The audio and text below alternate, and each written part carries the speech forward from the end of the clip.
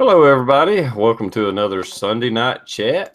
I'm here with Blue823 and Rick. Is your six covered? Two of my long-standing, reliable guys to be on here, and good friends at that too. And I appreciate them coming on and being part of the chat. And I'm gonna let them do an intro.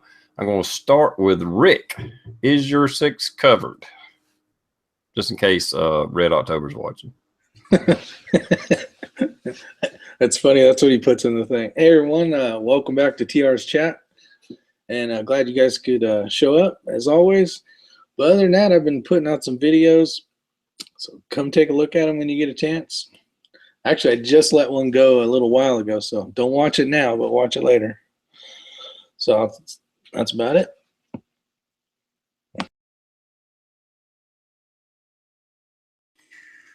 Blue823, would you like to do an intro? Is anything going on with you right now?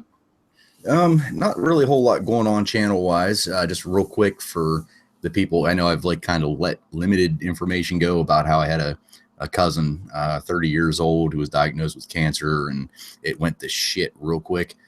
He ended up passing away early Wednesday morning.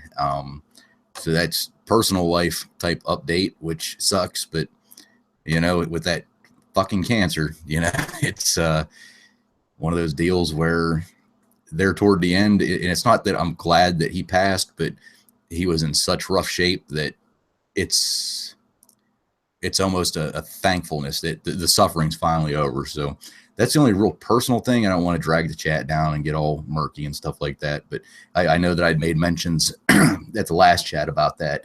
But other than that, nothing a whole lot going on. I owe a couple people some VRs. I finally did one thing channel update wise. Somebody finally sent me a product to review. And I actually received it after I sent them a pretty strongly worded email that was basically, look, you can send it to me, but if it sucks, I'm going to tell people that it sucks. And they're like, no, go ahead. That's what we take the feedback and we try to better the product. So I don't know. I thought that was kind of cool. So it's that'll be in the works here within the next couple of weeks. But other than that, there's not a lot going on. Cool. I agree with you 100%. I've been putting off. I meant to do it today. I may do it tomorrow when I get home and post it maybe Tuesday, because it'll be late when I get home. I got this flashlight sent to me. I don't know what product you're talking about, but me personally, I got this flashlight sent to me, and I have been using it for about a month. And I'm a maintenance mechanic in industrial maintenance. So it does get abused. It does get dropped. It does see abuse. And I wanted to use it before I actually reviewed it. I don't want to just open the box and like, oh, look, this is cool. It's nice. It's sweet, blah, blah, blah. I wanted to use it a little bit and give an honest opinion. And I will say, whenever you see it, so far, I really, really like this light. For a cheap Chinese made light, it's $40, and that's for a Chinese made light. And I can see a difference in the quality from those ultra fires I've been using. So that's coming. I'll do a little review on that.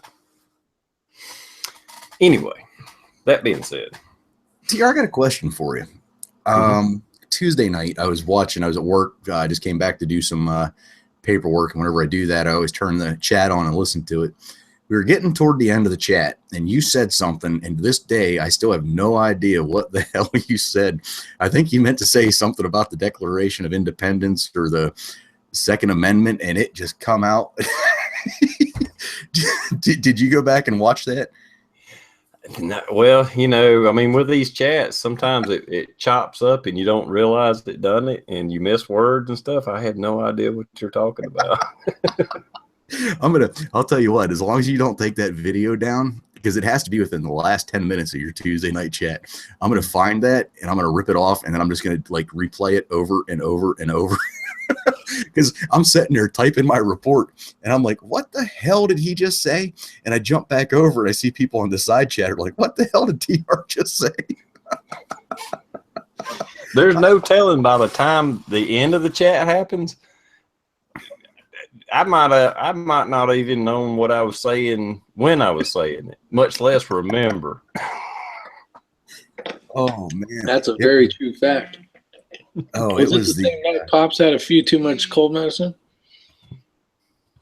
I think that's what it sounded like. And then he just kept rolling with it, and he kept trying to fix it, and it just kept getting worse. And I was literally sitting at my desk trying to do a report, laughing my ass off because every time I tried to start back and type, it was like it just kept replaying in my head. I had tears rolling down my eyes or down my face. It was so funny. I'm gonna have to find that. Yeah, you never. And just in case my friend Sonia's watching, hey Sonia. Everybody say hey Sonia in case she's watching. Hey Sonia. I plan on going up and visiting. We're not boyfriend, girlfriend. We're just friends, but she's in Nashville, Tennessee. So you may see a video of me doing a little, what do you call it? You know, vacationing in Nashville, Tennessee. Try to get a little footage of the street scenes, what in the hell is going on there. So I've never been to Nashville, so it'd be pretty cool.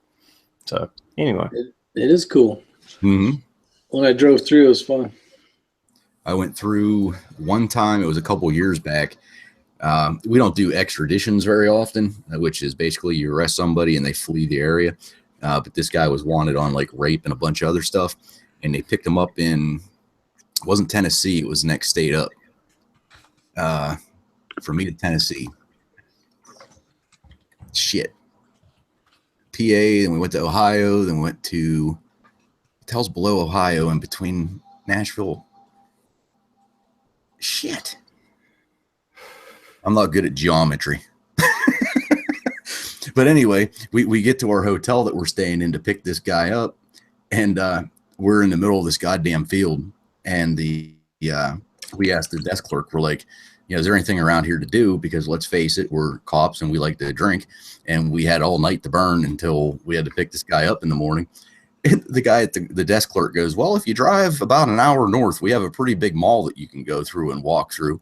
He's like, or if you go in about an hour south, he's like, you'll be in Nashville, Tennessee. And I looked at the guy I'm with, and we're like, yep, let's go to Nashville. And it was, Kentucky. That's where we were, in Kentucky. So we're driving down the road, and of course we're in a cruiser because we're bringing a prisoner back. And we drive into Nashville and park the cruiser and strip all of our stuff off except for the, you know, our regular clothes that we got. And we stayed in Nashville. And I'll tell you what, that was I wish that we wouldn't have been working. Let's put it that way. Because it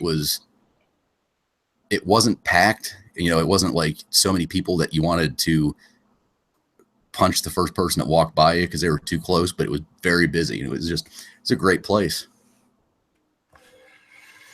So I just want to say, me leading up to that story and Blue jumping in, any chance of me getting laid when I go to Nashville just got screwed up because Blue started off with a rape case. So that just fucked all that up. Just play it.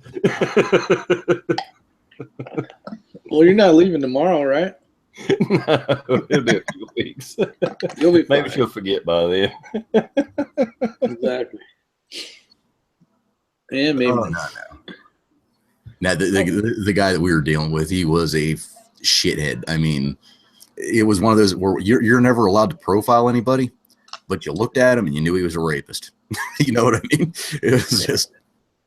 Some people just need to be put down. Mm-hmm. That's just all. Blue, everybody you're dealing with is a shithead. What are you talking about? For the most part. If they weren't a shithead, you wouldn't be dealing with them. True. Is old Pop's going to jump in here? I sent him a link, but it's Sunday night, so you usually don't jump in. He's been my sponsor in the last few videos. Have you seen that? And a word from my sponsor. Yeah.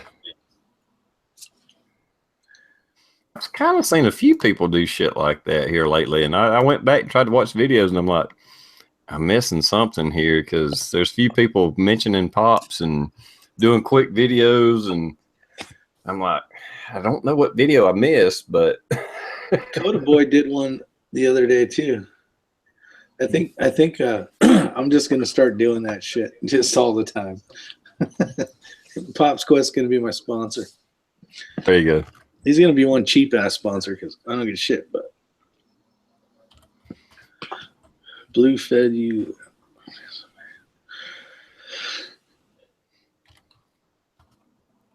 Let's see. Man, there's a lot of comments for rocking here. I can't read this fast. Yeah, I know. I'm trying to keep up with it.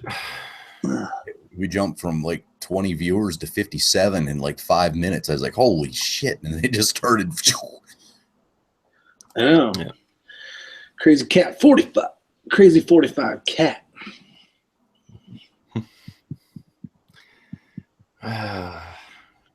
You came out with, Rick, you came out with scenario number, whatever it was, 12, 11, or something like that. 11 and 12. 11 and 12, and you hadn't done the answers for 11 yet. I just put the answers out there tonight. Oh, I know I got shit from Jen on that.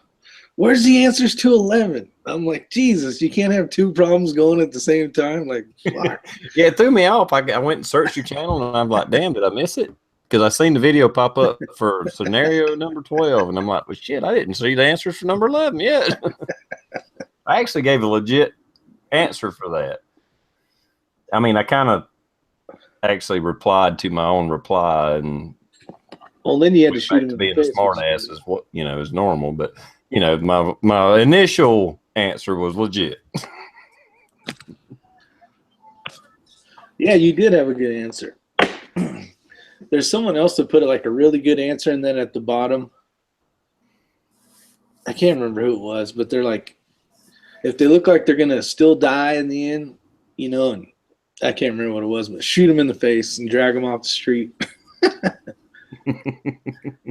Yeah, a lot of you guys kicked ass on those answers. I never have time to freaking reply to them because I always go through videos and I put them in my watch later, and then I wait a little while, and then I go back and watch them. And by the time that Rick puts out the What Would You Do series, by the time I watch it, the answer series is already out. It's like, fuck, I can't even get an answer in there. Yeah, the answer is always shoot him in the face. But Yeah, see, I had to work that one in there. I gave a legitimate answer, and then, you know, just so you had the full answer, then replied to my own comment, and then it's like, okay, find the son of a bitch that run over him and shoot him in the face. exactly. No, I it's funny. I think it seems that a lot of people like those, so it's pretty cool. Oh, no, I love them. You know, I hate that I miss them from time to time. I really do. I think I've missed more than I haven't missed them. It's just that by the time I watch it, the answers are already out, so I usually don't even say anything. Well, I got them in. I made them all yellow and green. So like, the green one's the question, and then the yellow one's the answer. So like, if you're scrolling through the thing, you can find them faster if you wanted to. So like, every one of them now is yellow or green. The yellow is the answer, and the green's the question. It's good to have a little niche. I mean, something a little different that you don't normally see on YouTube. If you hone in on that little bit of different something, run with it. And that's something that you've tapped into that I say run with it, dude. Really. I mean, in all seriousness. I'm waiting to get a call from CBS or whoever that, what's his name is, that What Would You Do thing, you know? But yeah, AZ Patriot, he was the one that had a great answer, and then in the end, he just put shoot him in the face and drag him out of the traffic.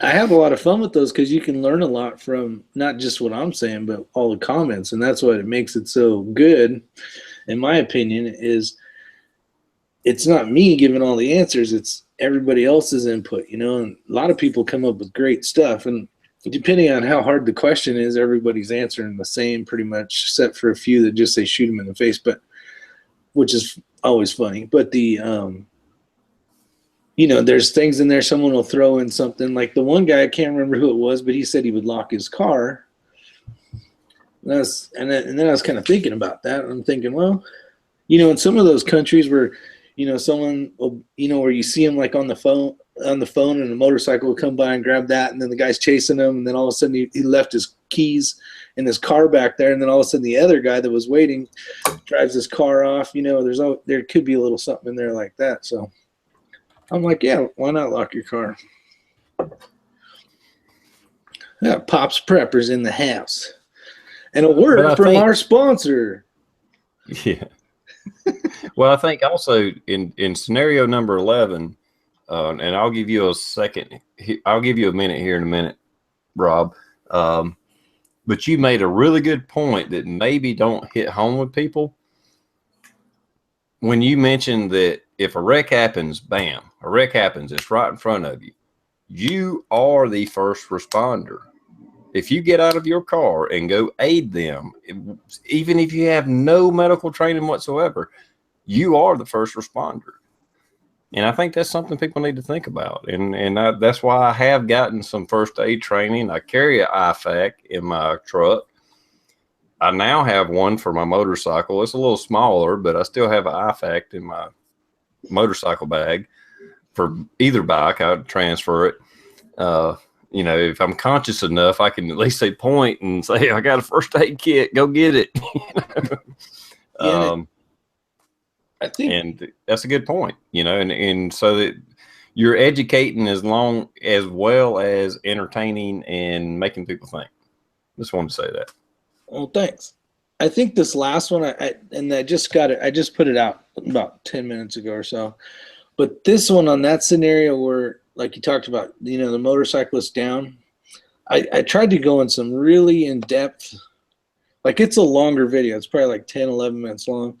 But there's a lot of good information in there on how to park and, like things you really need to know if you're going to put yourself out there and park on the side and in the roadway, which is where you want to be in this scenario, just because you need that barrier between you and basically the patient, because a lot of shit happens. A lot of officers get killed every year because some dumbass wasn't paying attention or whatever, and just basically crashed into the officer. And then he's usually he's in between the cars, and I'm sure Blue knows all about this, but that car gets rear-ended so that the unit goes into the other car that he pulled over, and that poor officer's basically, at his knees height, or depending on what vehicle he's in and what the other vehicle was. There's a lot of people that have, a lot of officers have been killed. So definitely use your vehicle as a barrier. But hey, Pops. Go ahead, Rob. Hey, I just figured I'd jump on here. Might not last the whole chat, but y'all was talking about some good stuff here, so I figured I'd jump on in here. I saw a story one time where a guy was at the back of his vehicle, and someone swerved off the side of the road, and it cut him in half, and it killed him right away. I've always been taught, like, if you're stranded on the side of the road or anything, don't put yourself. And I see people do this all the time on the side of the road. They're stranded on the side of the road, and they go. The first thing they do is they pull off the shoulder. They go sit on the back of the car, and they're sitting there looking down at their cell phone. I mean, and somebody else on a cell phone is going to swerve and just demolish them. What you need to do is get your ass about 20 feet off the side of the road, away from your car, go sit in the shade and wait. And don't sit right there by freaking 90-mile-an-hour traffic going by you. That's absolutely stupid. I can't believe people don't understand that. But anyway, I've done a video on that, Rob, actually. I told my wife, or guardrail, get on the other side of that. Don't. You always see people sitting right behind their car.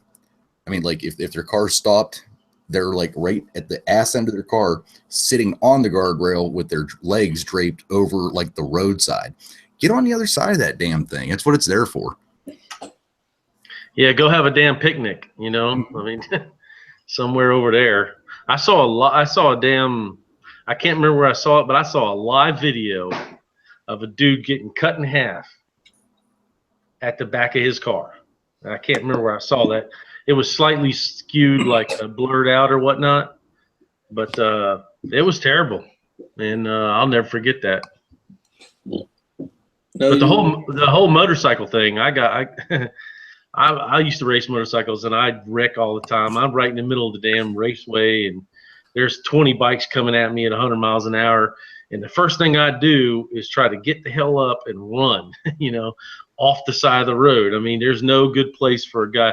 So if you're in an accident on a motorcycle and you can get up, get the hell off the road, that's the first thing. But I think in your scenario, it was the dude was out cold, I guess. So that's different. Well, I kind of played it. I answered if there's two answers. Well, depending on whether he's conscious or unconscious. And I said to look at the helmet and see what kind of damage, structural damage to the helmet there is. There's a lot to it, but it's in the video. But yeah, if you have a guy that's laying in the road, he's hurt because he's either knocked out, unconscious, or he's so jacked up that he doesn't even have the ability to move. You know what I mean? Because yeah, that would be the one thing you'd want to do. The problem is you'll have people that are in shock that may have more injuries than they think they have. The adrenaline's running. They're in shock. They're not thinking, as smart as maybe they should be. So they're doing stuff that they shouldn't be doing, and that could be getting up. But I mean, we've all crashed on mountain bikes, motorcycles, whatever the case is, and you're like, dust yourself off. Yeah, I'm good. I'm a little sore. Maybe my shoulder hurts or whatever. But if you got the guy, he's laying in the road, there's something that has happened. But well, I think go ahead. I think it also, your scenario, like what Pop's talking about, what Blue's talking about, it's different if the guy's in a interstate. If this is in the middle of an interstate versus a country road that there's very little traffic. That's totally two different situations. In an interstate situation, I'd almost think of it as a combat situation where drag that son of a bitch out of the road because we are going to get the fuck run over. I don't care if I got my vehicle in the way or not. If a transfer truck is not paying attention doing 80 miles an hour, my truck is not going to shield us. Now, if it's a country road where the speed limit is 35, 40 miles an hour, I can park far enough away from the accident. Even if it hit my truck, we got a barrier. It's totally different situations. Think of how many times you've been going down, even let's say at a minimum, a 2-lane interstate, but let's multiply it or double that. Let's make it a 4-lane interstate one way. You got 4 lanes of traffic going, and the accident happens. Let's say it's even in the slow lane. So you pull over, or you see a dude laying in the middle of the road, and you stop your truck or you stop whatever and get out. How long do you think it's going to take before there's a semi in that slow lane that sees what's going on and gets over just in time as there's somebody else busting ass up behind them that can't see anything? Semi moves over and it's like, oh shit. There's zero reaction time for that. Well, you figure it takes, I always say CHP because it's California Highway Patrol, but whatever the hell state you're in, the Highway Patrol, it takes them miles and miles to do this back and forth to get the freeway to stop. I mean, it is not something that instantly happens. They're waiting for everybody to stack up onto each other, where there's not the dumbass that's trying to go around the big rig doing 80 and because the big rig guy's doing 30 because he can actually see what the hell's going on, and they'll sit there and do this back and forth with their lights on until all lanes of traffic are stopped. Actually, I got in the middle. One day I was driving. I was in my work truck driving to Paris, California, and I ended up in this, I kept looking up and there was a ghetto bird flying, and I'm on the freeway and, kind of medium traffic, and up a ways was a car doing this, a highway patrol. Well, I was right behind him, and then he ended up pulling that that car over for, I guess it was a stolen car or whatever, but they had guns drawn and all sorts of shit. And I'm like 10 feet from all this going, boy, am I always stuck in the wrong shitty spot, right? But yeah, you know, and there's people trying to get around. So I use my vehicle. I actually turned my lights on and then kind of blocked the other 2 lanes because they were in the farthest. It was the number 1 lane basically. So we had both basically had captured all the lanes to keep them from, but they had guns drawn and all sorts of shit. And I was like, man, I'm too close to this. I'm all looking at my uniform going, I got the wrong one. Well, I think I've told this story before. If I have, forgive me, I'm going to tell it again. Last year, true story, a guy like ran out of gas or his car broke down and he ended up pulling over in the emergency lane and was waiting in his car, you know, like called whatever, AAA, wrecker, friends, family, whatever. And a police officer stopped. And this is on a very, very busy interstate. In between Greenville and Spartanburg, it's like hell. You know, I mean, it's a 3 or 6, I mean, you know, 3 lanes per side. At some points, it's 4 lanes per side. 86? Yeah, 6 or 8 lane highway. I mean, it's very busy, it's hell, you know, during rush hour. Anyway, a police officer stopped.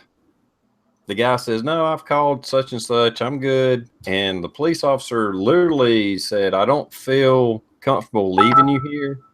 Let me take you to a, you know, gas station or whatever and wait there and, you know, get your car towed or whatever.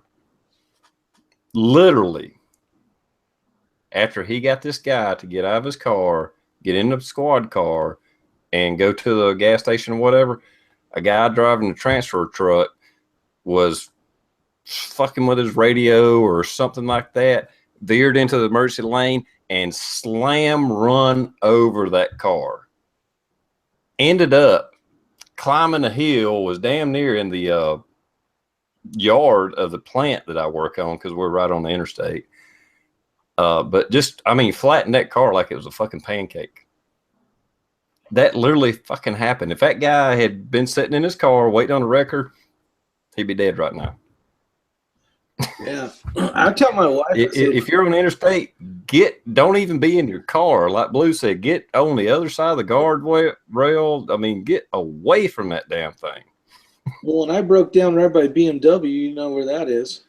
I walked way up in the grass because I remember responding to calls in the fog. We used to get every morning, not every morning, but this heavy fog would come into this one town in Moreno Valley, kind of in Sun City, Moreno Valley right there. And you get fender benders. So we'd respond on the freeway and we'd park in the center and you could hear cars just, and you couldn't see shit. It was a scary freaking feeling, man. Very eerie because you can't do shit. And then you just end up with more cars and more cars and more cars to deal with. It's nasty. Everybody thinks they can drive in the fog for some reason. You can't even see. But let me ask you guys this. Have you guys, there's a video out there within the last couple of years. It's definitely an interstate. It's definitely wintertime. And trucks are just stacking up. I mean, it's almost like a blizzard and they're coming through. Oh yeah. And they're just slamming into each other. 2 trains of thought. If I'm in a rig, do I stay in it? Absolutely. I'm not getting out. But if you see it and you brake and you're in a car or a pickup and you come up and you know, pretty good damage, but you can move, you can get out. Would you stay in your car or would you flee for your life? On a full ass. Am I in a big rig or a car? No, you're in a car or a pickup. I've seen that video, and I tell you what, that's scary. You see people on the side of the road, I'd be fucking gone. Bam. Oh yeah, I would. You know, you might be taking your own life in, you know, trying to get the fuck out of there. But holy Christ, I mean, that video is scary as shit. I mean, they just keep coming. They keep coming for what, a good 3 minutes.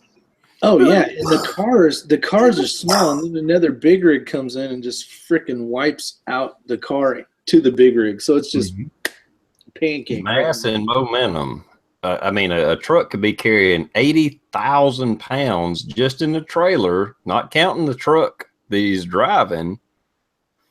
So you might have whatever 90,000 pounds, and you're in a Toyota. I don't give a damn if you're a F-150. Your ass don't stand a chance. You just got crushed. Mm-hmm. Yeah, my nature, my personal nature would send me hauling ass. I'd make sure my family was ahead of me and stuff, but I ain't gonna sit there and wait for shit to happen. I'm gonna go. Right. And you're literally, I mean, you're playing Russian roulette, because you could get out and run, and that would be the wrong, I mean, a car could come by and take you out as you're running, but man, that's one of them deals where fuck. Yeah, I'd rather die on my feet than fucking die on my ass, I guess. That's kind of how I live. So you'd have a better chance of getting hit and thrown clear than you would being in a truck or a car and being crushed like a sardine, or crushed like whatever you want to call it. You have no chance then. If you get hit and not, I mean, yeah, you could die of body trauma, but if you're in that vehicle and it crushes, you have no chance. Mm-hmm. Same thing with a motorcycle. Yeah, I mean, I might get hit and thrown clear, but I'd rather be on that motorcycle and get thrown clear than I would be in some of these little bitty cars. They look like they're a little bit bigger than a soup can. A smart they're car. Actually driving around. A smart car. Yeah. It's a coffin with wheels on it. Yep. Yeah, I'd rather be on a motorcycle and I might get flung, get knocked free of the accident. I would rather be that than trapped in that little can. You don't want to wear that car as a skirt. No.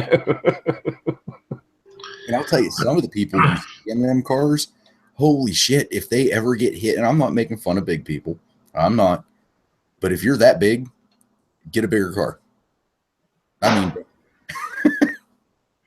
yeah, Cadillacs and SUVs and shit like that. But I mean, I don't think them little cars are a good idea, but I will say that Mini Cooper, when my wife was in it, it got drilled from the back. That dude didn't even hit the brakes, and it held up really good. They're supposed to be #1 small car for getting hit, stuff like that. But I will say this about riding motorcycles. The good thing about riding a motorcycle, and I rode it for years as my principal transportation. When you're riding a motorcycle, you ain't on the phone. You ain't fucking listening to Rush Limbaugh.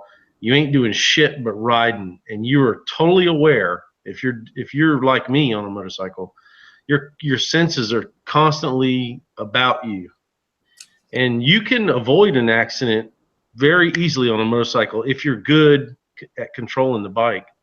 The bad news is when it ain't your day, you're kind of toast. But I loved riding motorcycles because of that whole, you're in your own element. You ain't doing nothing else when you're on a bike. I don't know how it is with these big cruisers and all that shit. It may be different now. They got 3-wheelers where you can just kind of sit in there like a car. It's been a while. I'm talking about a real motorcycle where you actually drive it and stuff like that. I think there's kind of a benefit to living like that.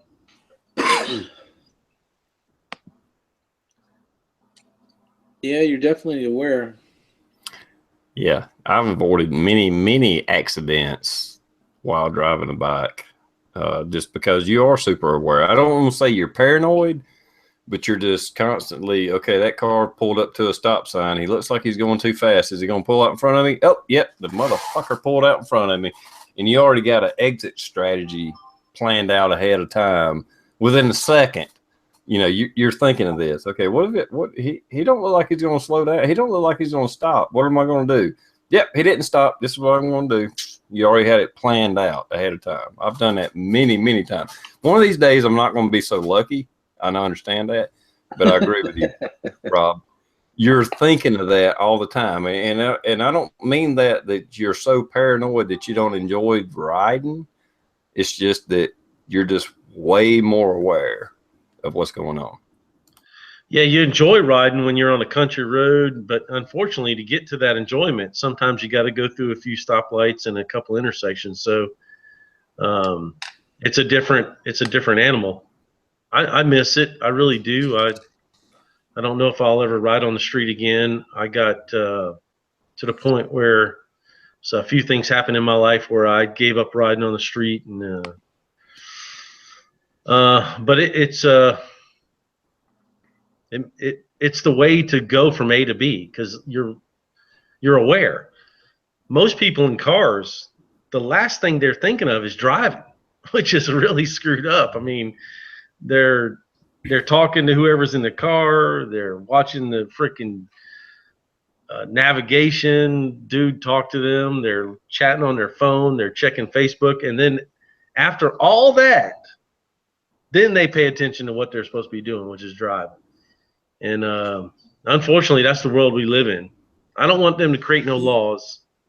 I don't believe in creating laws, but man, it's dangerous out there right now. It really is. Well, how many of you guys, if you're at a red light, how many of you guys, if you're like, I don't care if you're the first car or the 15th car back, how many of you blindly go through that intersection? Like, oh, light screen, boom, or as you're going up, you're fucking scanning left and right as fast as you can to be sure everybody's stopped. I mean, I do that all the time, and I can't get myself not to do it. I don't, it's a fucking light. I mean, it's just like a freaking protection from abuse order. It's a piece of paper. If somebody wants to ignore it, they're gonna. And they do. Dude, I was going up to the farm Saturday morning, and on the road where I get to where it starts to get out into the country, there's a section of highway where there's 3 or 4 lights in a row. And I'm pulling up to this one light, and the car next to me is like a 50-mile-an-hour zone, and I'm slowing down. The car next to me is going wide open, and I'm kind of like, holy shit, he's going to run that red light. And the minute I see he's not stopping, the minute I start to look to the left and look to the right at things that are going to impact him. And I'm like, I'm watching him. He's getting close to the intersection, and I'm looking, and I'm going, oh, he's going to be good. It's like watching, y'all remember the old game Frogger on your little, and I'm like, yeah. I knew this guy was like looking down at his phone. He's 50 mile an hour through a red light, and I'm pulling for him. I'm like, oh shit, he's good that way. He's good that way. And I look, and he just sails right through the intersection. Don't even have a clue what he's doing. Made it to the other side and doesn't even let up. He's gone, right? And everyone's coming to a stop, and he's just like, and it wasn't like try to beat the light. Like it was red way up here, and he was just cruising, and he was just going straight on through. And I was, I mean, that's where you know the dude was like this with his phone, in his car. I mean, unbelievable. And that's what I got to send my girls out into, a world of retards like that. It's terrible. You've always got to be on the, I don't want to say, what is it, the defensive? You actually be on the offensive. You always got to be on the offensive whenever you're fucking driving. I mean, defensive I'm driving. not worried about me. Defensive. I call it offensive. Well, you're an idiot. Kidding. It's driving on a bike. You're driving offensively, defensively. I don't know if, unless you ever drove a bike, you don't understand that you're on the offense for defense. If that makes any sense. I'm always going a little bit faster than everybody. I don't want to sit in their blind spot, and I catch myself doing the same thing when I'm in a car or truck. Don't sit in somebody's blind spot. Either be moving with traffic or faster than traffic, or you don't want to be really slower than traffic, because then you're asking for an accident. At a red light or a stop sign on a bike, I mean, when I'm in my truck, I don't worry about it as much. But when I'm in my bike, I actually stop on the white line. I pull, like as far away from the car in front of me as I can, just in case the asshole behind me is not paying attention that the cars in front of him are stopped, and they plow through. I'm trying to get as far away from. I worry more about people running over me at a red light or a stop sign when I'm on a bike than I do about them pulling out in front of me. That's my worst fear about being on a bike, is being dead behind a car, and the car behind me isn't paying attention and just plows through my ass. That is my worst fear. See, I had a bike. Man, it's been years now. Well, my oldest is going to be 10, so it's probably been just about 10 years ago. And it wasn't, but I wasn't one of those. Every now and again, I was an asshole. I drove way faster than what I should have. I'm not going to lie. But most of the time, it was my mode of transportation back and forth to work. Well, a couple people pulled out in front of me, and it wasn't really too awfully close. But the day that I opted to sell my bike was I was driving through the small town that we have. I am the only thing. There's nothing in front of me. There's nothing behind me. I'm going straight down Main Street. There's one car coming my way wanting to make, it would be a left-hand turn for them, which will put them right in front of me. I have my headlights on. I've got everything on.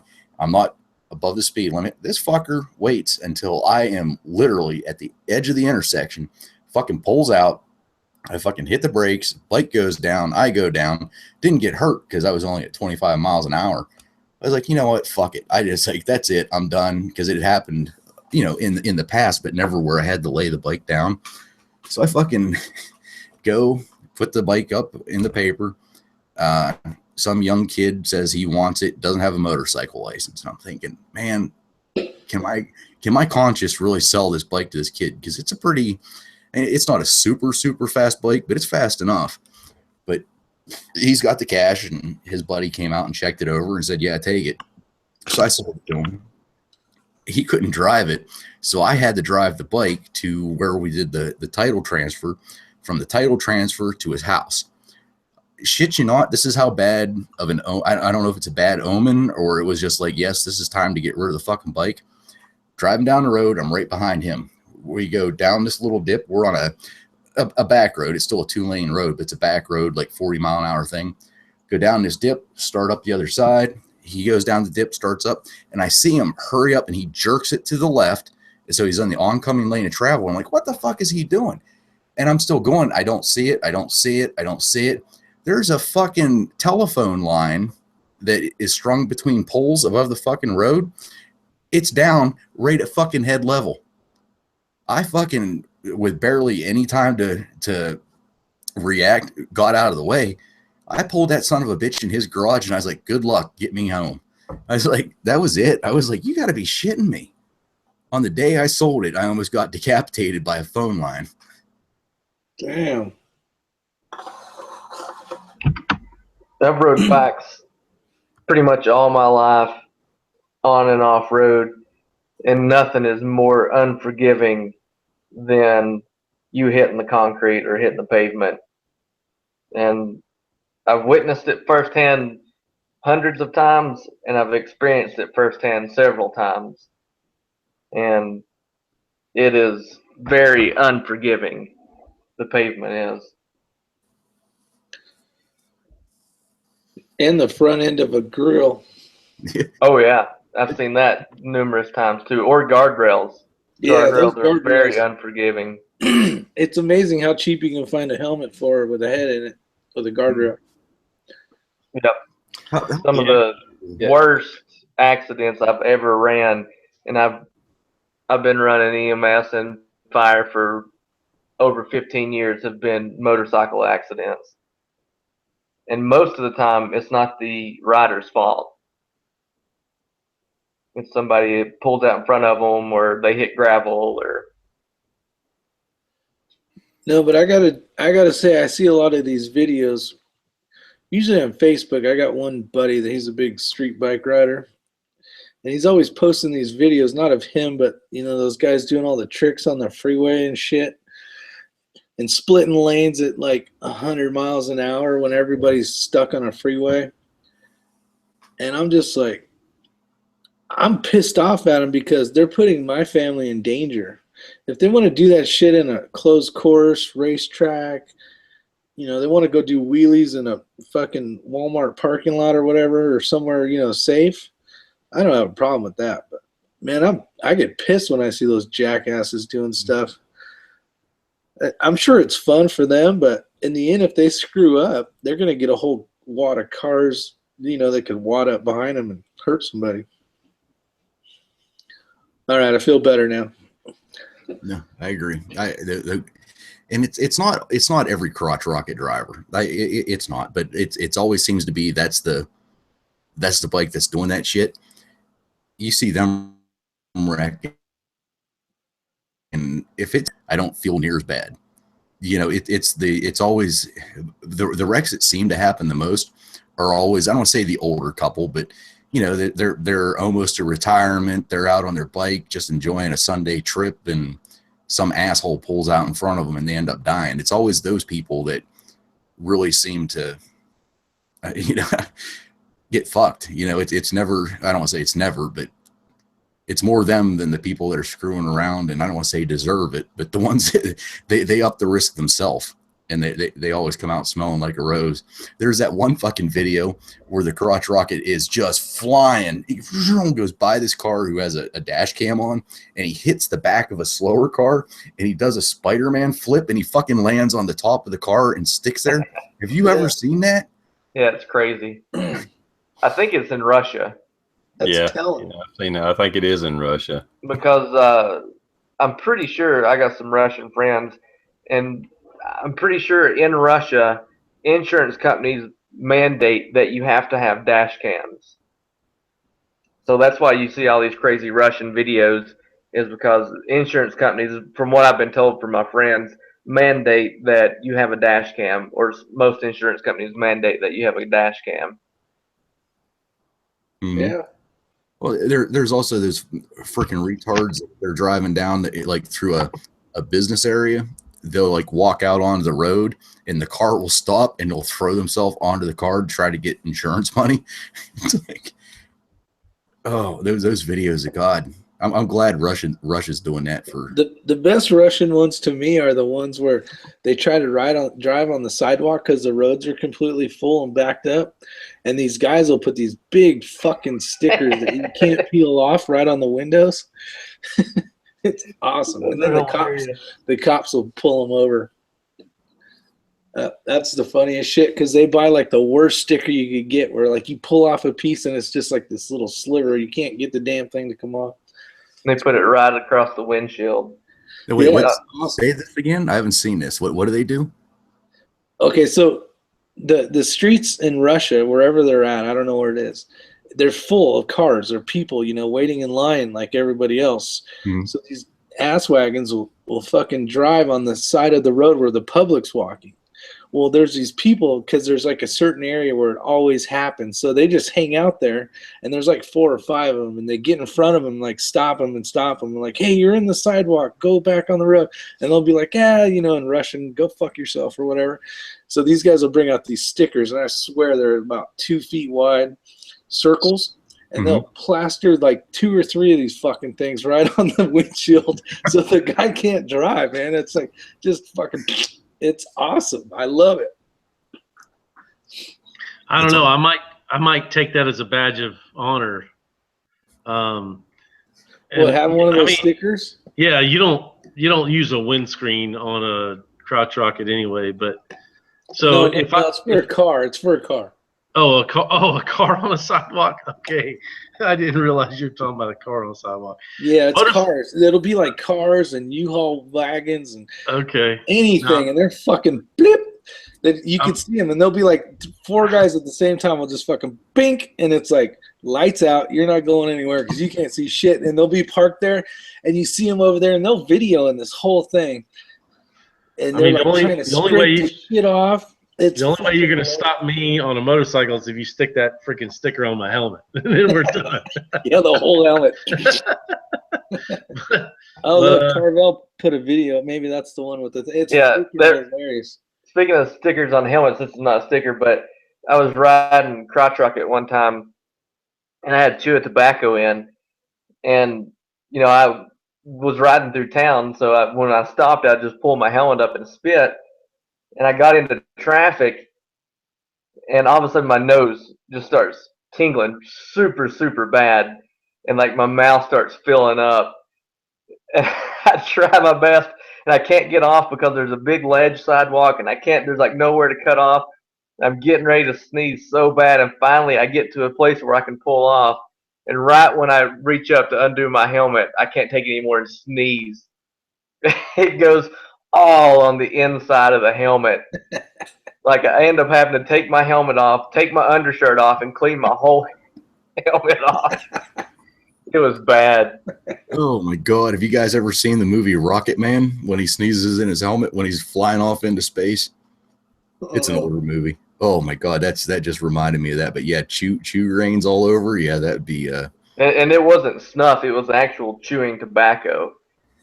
So it was just thick, brown, chewing tobacco spit. It was pretty nasty.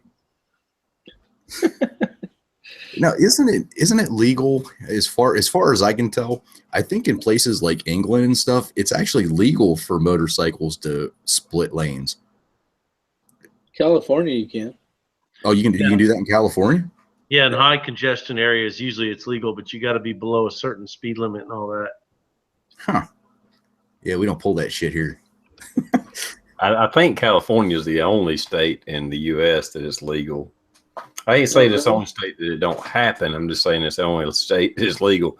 But the videos you see on YouTube where they're doing 100 miles an hour lane splitting, that's not what the law was intended. It was more, congested, slow moving traffic. You could kind of ease up through the middle of it.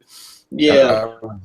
I was at work the one time sitting in the middle of the intersection. We have in our area, we have one of those 4-lane roadways, two north, two south.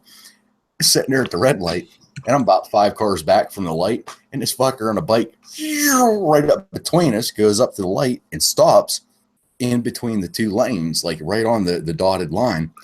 Light turns green, and he fucking goes. I'm like, what the? And I'm sitting there. I mean, I'm in the cop car. I'm like, what the fuck? No, there's no way that's fucking legal. Fucking hit the lights. I was like, fuck it. It was one of those things where I was like, I don't know. I mean, they don't really teach you that stupid stuff, like the stupid laws that nobody really ever enforces. So I fucking stop him. He pulls his helmet off and he starts fucking talking. And he's a guy from fucking somewhere over in fucking England. He's got his fucking passport, his light, and he's doing his cheerio talk. And he's like, well, this is completely legal where I'm from. And he's like, I just assumed that everybody did it everywhere. I'm like, no, we don't lane split here. He's like, oh, I didn't know that. And I just thought it was funny that the one person that I actually caught doing it was somebody from across the fucking pond. I was like, I didn't give him a ticket because Christ, that's more paperwork because he's not a U.S. citizen and all that other shit. It's just, you have to take it in front of a judge. And you had to find the penal code for that. You're like, where the hell's that shit at? I have to admit, I've done, I won't say lane splitting, but say cars are backed up at a red light and there's a gas station that I was going to go to anyway, to grab the morning newspaper and whatever. I've rode the white line and just, jumped over and just like passed like 5 cars on the right, and pulled into the gas station. I wasn't lane splitting. I just like, kind of like, you were just pretending you were in the bike lanes. You were on the berm. Just do this with your feet, like you're pretending you're pedaling and shit. Just I think a lot of states time to work on my bike than I can in my truck. I'll just say that. I think a lot of states too have laws on being able to run actual red lights if you sit there for so many rotations. Because I know I've sat at some red lights for like 5 minutes and I'm not heavy enough to set the sensors off. And I'm pretty sure one of the state troopers in Virginia told me that. I mean, don't quote me on this, but after so many rotations, if it's clear, you're able to run it. Yeah. Yeah, they passed that. They passed that here in PA. Just this year, or was it middle of last year? They passed that. So, and I know in South Carolina, after 2 minutes, run it. You're perfectly legal. Yeah, I don't sit for too long. I don't ride anymore. But back in the day, I would just clear the intersection and go, and I never got caught. Matter of fact, when I pulled up to an intersection with a sensor, I knew it wasn't going to go off. So I wouldn't even wait. I'd pull up. If it was clear, I'd just go. And I wouldn't care. Now, I've done some high-speed lane changes on the fly, emergency lane for miles and shit like that, but I've never done any actual lane splitting, which I don't think is legal here. So, But I don't have a problem with those guys doing it. Usually what happens is, like, a good example is the 15 to the 91 interchange. It's the fucking parking lot going over this big bridge deal. I mean, it doesn't matter what time of day it is, unless it's like 4 o'clock in the morning. It's about the only time you can actually go without stopping.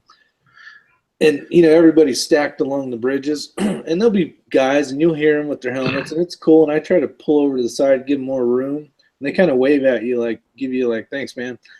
But it's the guys that take advantage of this shit. Because I think there's a law, like, you're allowed to go, whatever the traffic's going, let's just call it 15 miles an hour. They're allowed to go, like, 30 or something. They can't be going 100. I mean, if the freeway says 70, but everybody's doing 15, they can't go 70.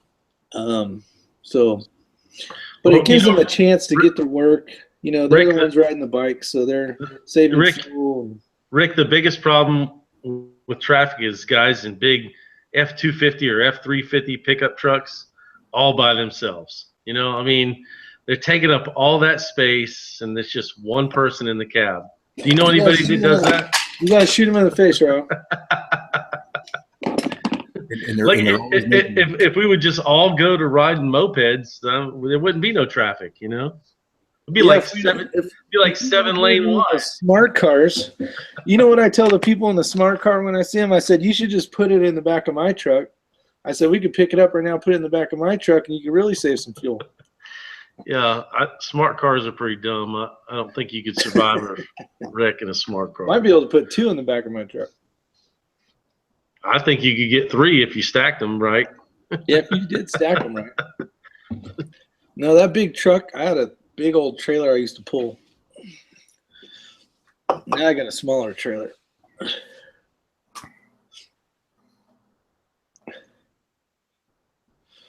Did you sell your big old truck?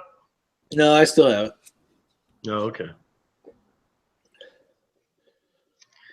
As long as diesel prices are cheap, I guess you'll keep it, eh? Well, he lives in North Carolina. It's paid off, so I don't want to buy anything new. I want to find something. I want to get rid of the car I got and get like something smaller that I can drive around town. Moped. No, I ain't driving no freaking moped. Well, you said around town. I mean, I don't give a shit. I ain't driving no damn moped around town. You can't pick kids up from school in a moped, for fuck's sakes. Yeah, you can get a smart car. You can get a trailer for it and throw the kids in the trailer. I'll get one right after you get one. Oh, really? Okay. I want another Deuce and a half. That's my next purchase. I sold my Deuce and a half, I don't know, last year, and I want a 5-ton. So my next big purchase is going to be a 5-ton. Oh, my buddy just sold a 5-ton. My best friend has one, and he bought it probably 2 years ago and has never even tagged it. And he's told me 2 or 3 times, he's like, I'll let you have it for what I got in it, and he got it for a steal. So I've been keeping my eye on it.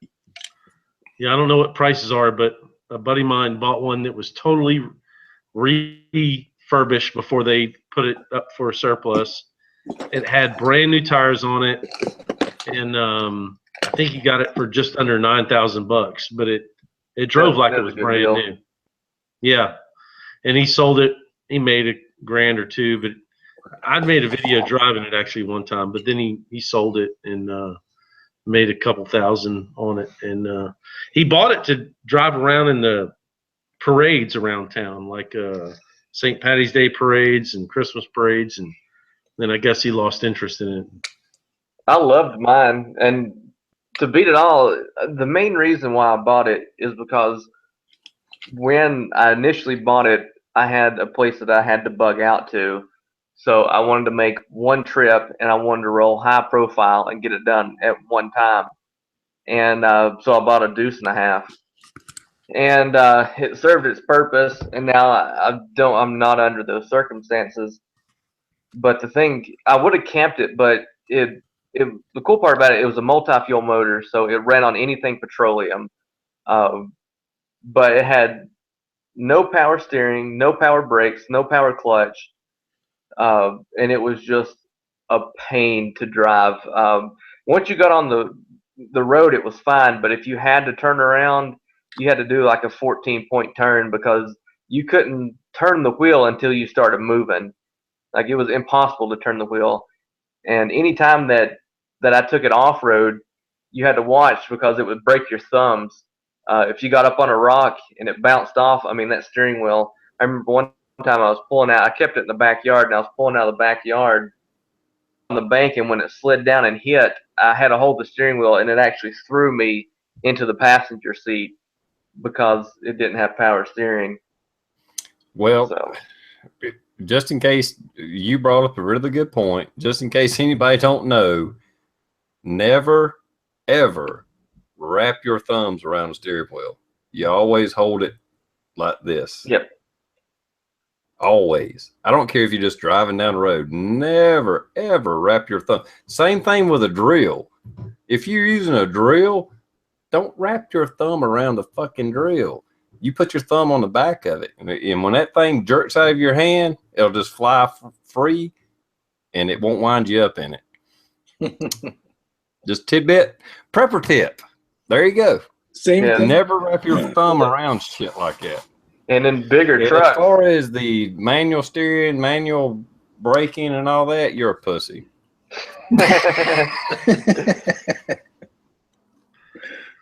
No, I drove one of them son of a bitches in Desert Storm that had about 3 foot of fucking play in the steering wheel, 65 miles an hour down the road. I mean, once you get it out on the road, it's fine. Or, if you have, but getting it pulled into places and getting it turned around is just a pain. Man, I was in the very first when I was back in the National Guard. We had these Humvees that were kind of worn out, and National Guard would always get the kind of the hand-me-downs and stuff. I got in good with everyone there, so I always got pretty cool rides and stuff. But I was also a driver. I had to drive everything. They made me drive everything. I had to drive deuce and a halves, 5 tons, 44 passenger buses, fucking M113s, Bradley fighting vehicles. I drove everything. Well, one day I actually got to ride along with one of my platoon sergeant. He was driving the first time I ever got to ride in a Humvee, and I'm in the passenger seat. And if y'all ever been in a Humvee, the passenger seat is like way over to the right, and the driver is like way over to the left, and they're like 15 foot wide, and there's this big area between. So you're far apart, right? And we're going down this road, and we're like bouncing along. I think there's probably 5 pounds of air in the tires, and he's hitting the shoulder and driving up off the shoulder and about to run into the front of a car coming on every 2 or 3 minutes. And I was scared for my life. And I looked over at him. I said, how fast are we going? He said, well, shit, I don't know. How fast will these things go? I said, there wasn't no speedometer, he had it floored, and I was literally, my hand was on the door, clutching for my life. And I don't even think they had seatbelt. They might have had a little bitty seatbelt, but them damn things don't got airbags and all this high tech shit. So he's driving it like off road, off the side of the road, into traffic, off the side of the road. And I got out of that sumbitch and I kissed the ground. And that was the wildest ride I ever had in a damn Humvee in my life. It was pretty awesome. Looking back at it, it was pretty fun, but at that day, I thought I was going to die.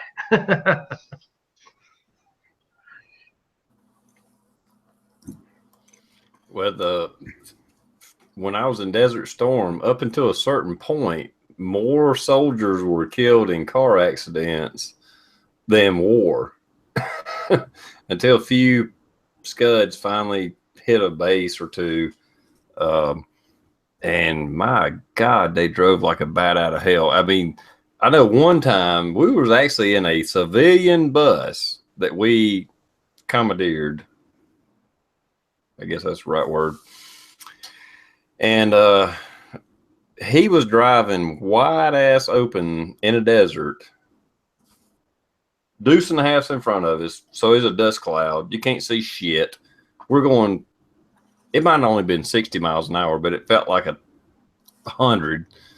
And every once in a while, all of a sudden, the cloud would kind of go away because they all hit the fucking brakes, and the guy would jam on the brakes. I mean, it got to the point where we actually locked and loaded and pointed a fucking M16 at the guy's head and said, "You need to slow the fuck down."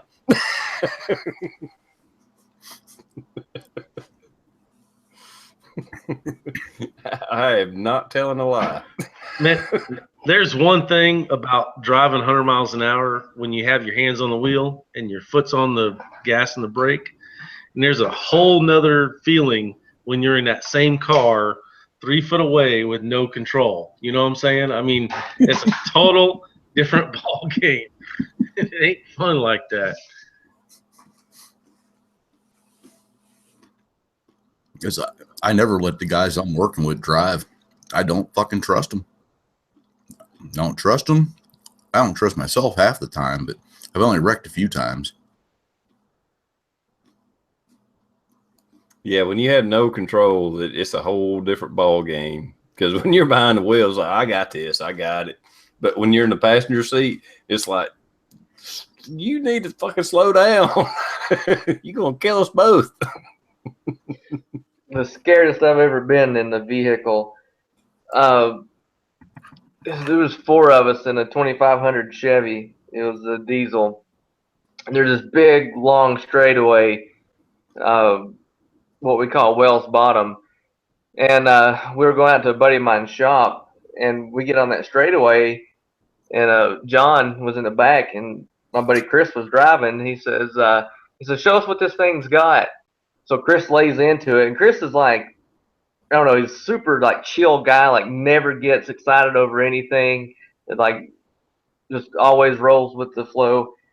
And John's like, "Show us what we got." So he takes off like flying down that straightaway. He has a chip in it. I mean, he's just getting it. And we get to like the curve, and I look back, and John's eyes are like wide open, and like nobody says anything. We're like, is he gonna stop? You know, is he gonna slow down? And he gets to the almost the curve, taps the brakes once, and just lays it into the curve. And then here we are, like all 4 wheels are skidding to into the turn, and then there's another turn right past that, and we skid across that one, and like the final one, like all 4 wheels are just sliding, and right there's a telephone pole. And I look over, and he's driving with one hand on the wheel and his elbow on the console and his fist on his chin, like no big deal, like just like laying them into the curves. We get out there, and every one of us is scared to death. And another buddy that was with me, Ryan, he said, "Do not ever ask him what his truck will do again." And I'd never been so scared in my life. Yeah, that was a off limits question right there. All right. Oh yeah. Anybody that's ever been in a military convoy will tell you the truth about what I'm fixing to say. Half the time when you're in a military convoy, you don't know where you're going. You're in the middle of damn nowhere, and the only thing you got is the truck or whatever, the tank or IFE in front of you. So you're locked on, right? So when they haul ass, you haul ass, and when they stop, you stop, and it creates this massive accordion effect, you know. So if you just try to drive normal, you'll get lost. When you lose that convoy in that car or vehicle or whatever it is in front of you, you don't know where the hell you are, you know. So you're locked on. You're like hauling ass, and you're holding that distance way tighter than you should, especially at night. At night when you're blacked out and you got the little tiny red dots on the, you're in combat mode and all that shit. You're like 10 foot from the next vehicle, and God Almighty, you don't want to lose them, because when you lose them, you're lost. That's it. It's over, and you're done. And there's 100 dudes behind you that are lost, and it's a train wreck, and it's all your fault. And so anybody that's been in that situation will tell you that you don't want to lose the convoy. I've been there, Rob. And if anybody's drove any roads in the desert, it might be pavement, but you might as well be driving on a fucking dirt road because it's fucking rutted out. You got this much play in a fucking steering wheel.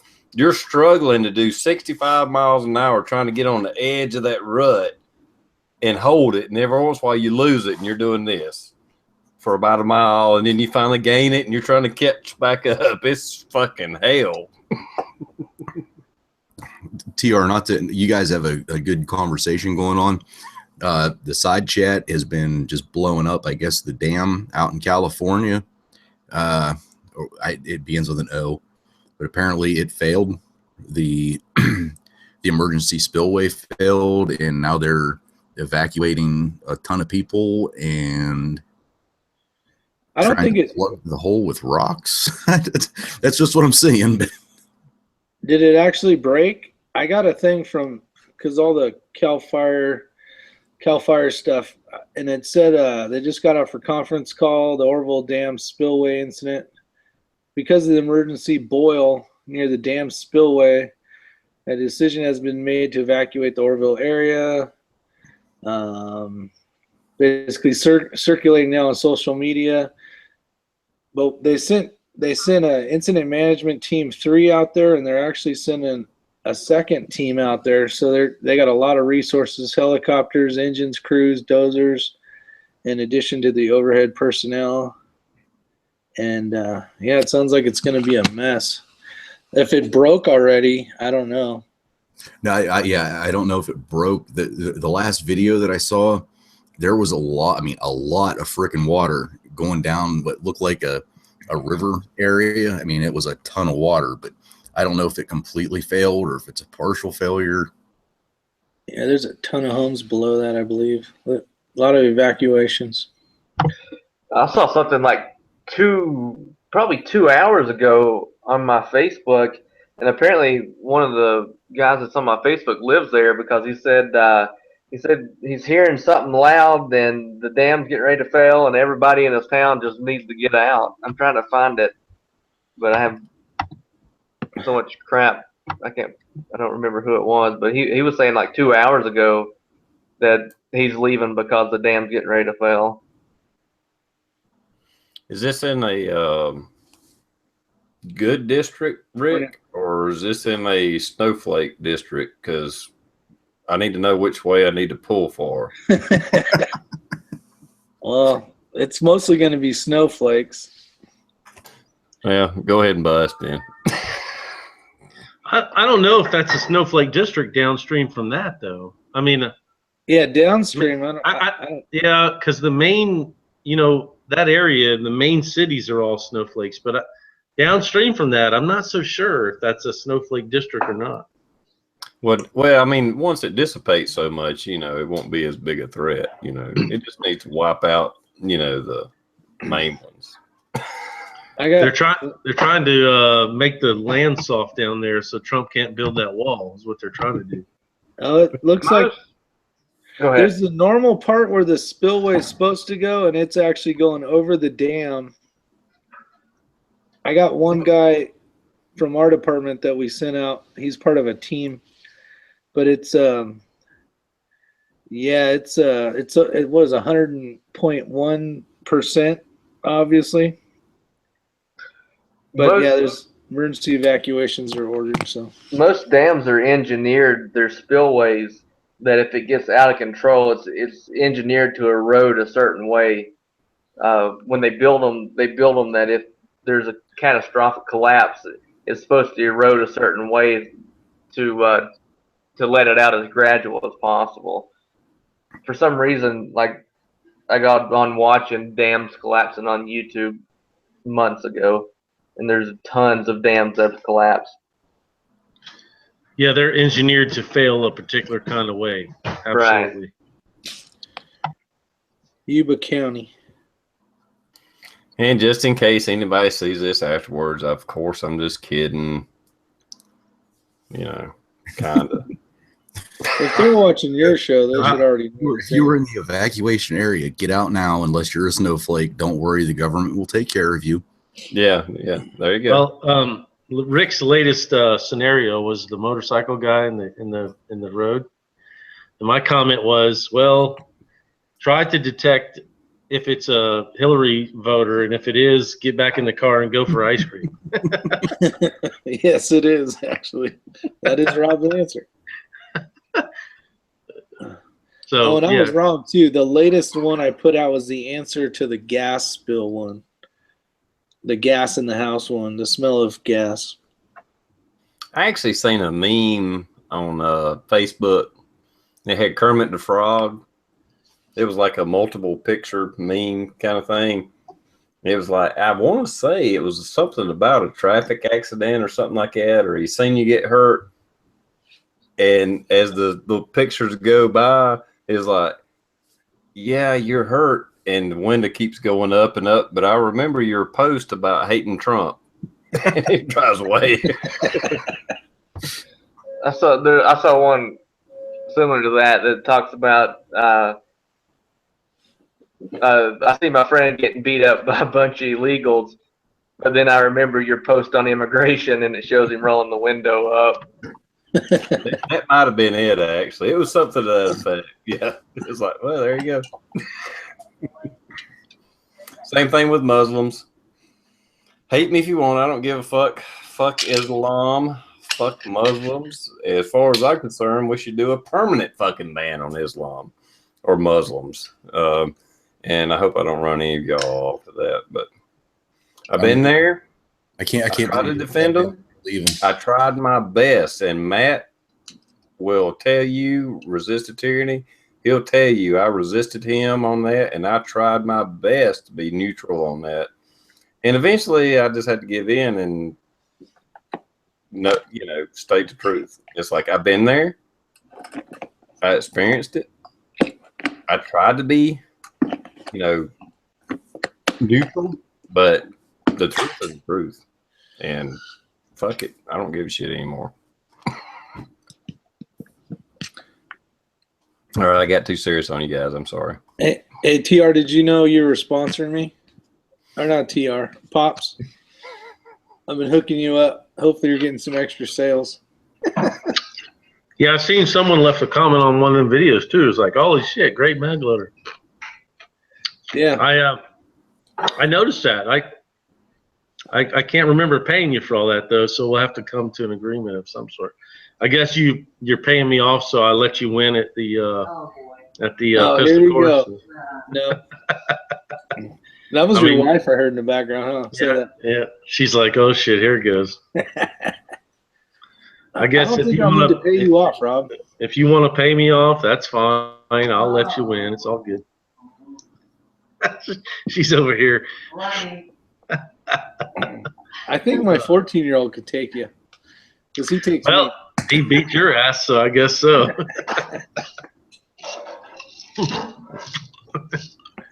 He's pretty damn good, actually. We're going to have a lot of fun. Did you tell about your anniversary weekend? Yeah, I know when I did my 3-gun competition I'm bringing, I had a shitload of people saying, yeah, get Rick's ass. And I'm thinking in the back of my mind, every time I read one of those comments, like, I don't know how good Rick is. I'm really just fucking with him because he knows he's faster than me. But I'm going to give it a valiant effort. Well, this time there's going to be a low crawl event. So after the shotgun, you're not going to just run to the rifle. You're going to have to low crawl through some mud for about 10 feet underneath some barbed wire. And when you get up out of that, you're going to have to do, you're going to have to not smoke a cigarette, which is going to be tough for Rick. And then you're going to have to,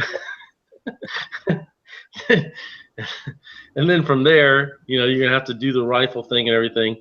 And then from that point to the pistol course, there's actually going to be a question and answer thing where he's going to have to answer 10 questions correct about firehouse safety and stuff like that, which he'll obviously get wrong. And then by that time, we'll have moved beyond that into the final target. So.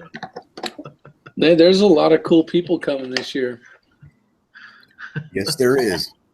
Yes, there is. And then there's Blue. And then there's fucking the cop. Then there's the fucking cop coming. Jesus. The Kappa. You're setting all sorts of records this year. You invited I just want to go ahead and give y'all a heads up. I seen John Wick 2, so I have an unfair advantage of the training that I went through by seeing that movie. I'm just letting you know. Hey, that dude can fucking shoot. Hey, John Wick 2 is nice and everything. I haven't seen it. I heard a lot about it. But if you want to see John Wick 3, just videotape my ass at Farmageddon. That's John Wick 3. Period. End of story. Oh, One thing that you should do, We'll be videoing. we used to do this, but not to extreme, is to get a huge bucket of ice water and hold your hands in the ice water for like 60 seconds and then load your gun and run through a stage. You have to try that. Carlos, Get your hands to where they barely move and then run through a stage. Carlos, look. You're breaking up. I didn't hear what you were saying. You're breaking up. Yeah. It's like, you must say must be on a cell phone. Guys are in our later 40s. We got enough handicaps already. We don't need any fucking extra shit. So I got enough trouble seeing the sights.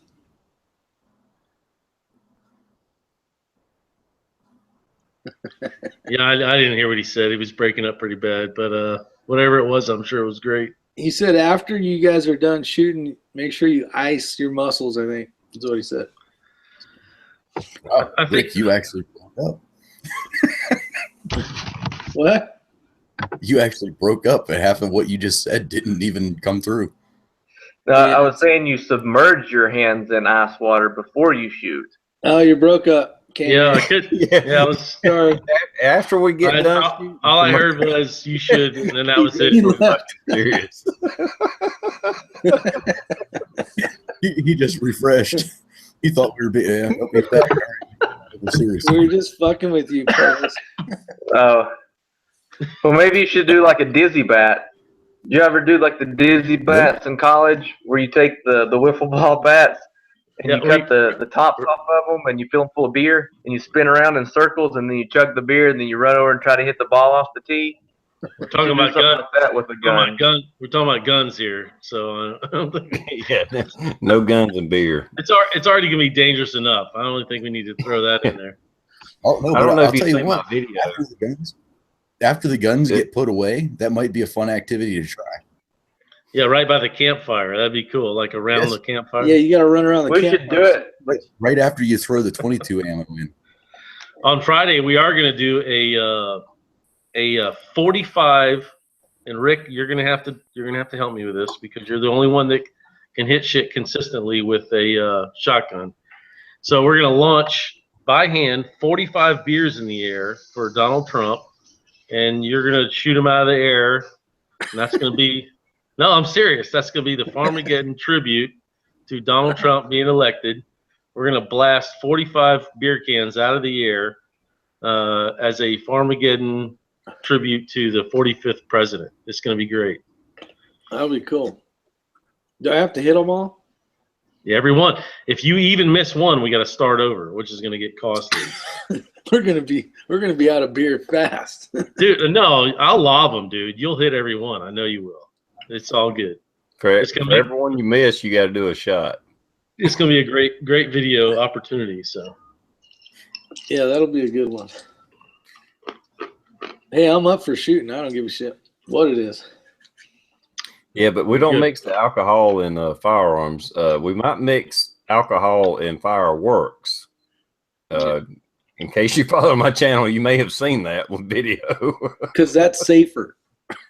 Yeah, it is safer because half the time we can't even light the some bitches. So yeah, exactly. No, I'm talking about throwing beers, not drinking beers. It's all good. We're not gonna be drinking them. Yeah. I got that. Yeah, I'm just saying we're not gonna be drinking and then shoot. We might shoot then drink. Yeah, it'll be epic. That's gonna be good. I don't know if you can pull off 45 in a row, man. I got my money on you. I really do. That's what editing software is for. No, you bring that Stoger. You bring your chest rig, and I'm not even gonna slow down. I'm just gonna launch them. You're gonna have to reload. You're gonna have to freaking man up and get that big gas gun thing of yours loaded up and keep pounding them beers. Hey, I'm up for it. I'll give it a shot. 45, I hope. Whew, no pressure. If you fuck this up, you can't come back next year, period. And if you miss, you better miss on Republican. Yeah, no shit. Rick's going to be a legend at Farmageddon. I might have been there every time, but I never claimed to be the best fucking shot. Me either. What we'll do, TR, is we'll have you as the backup, right?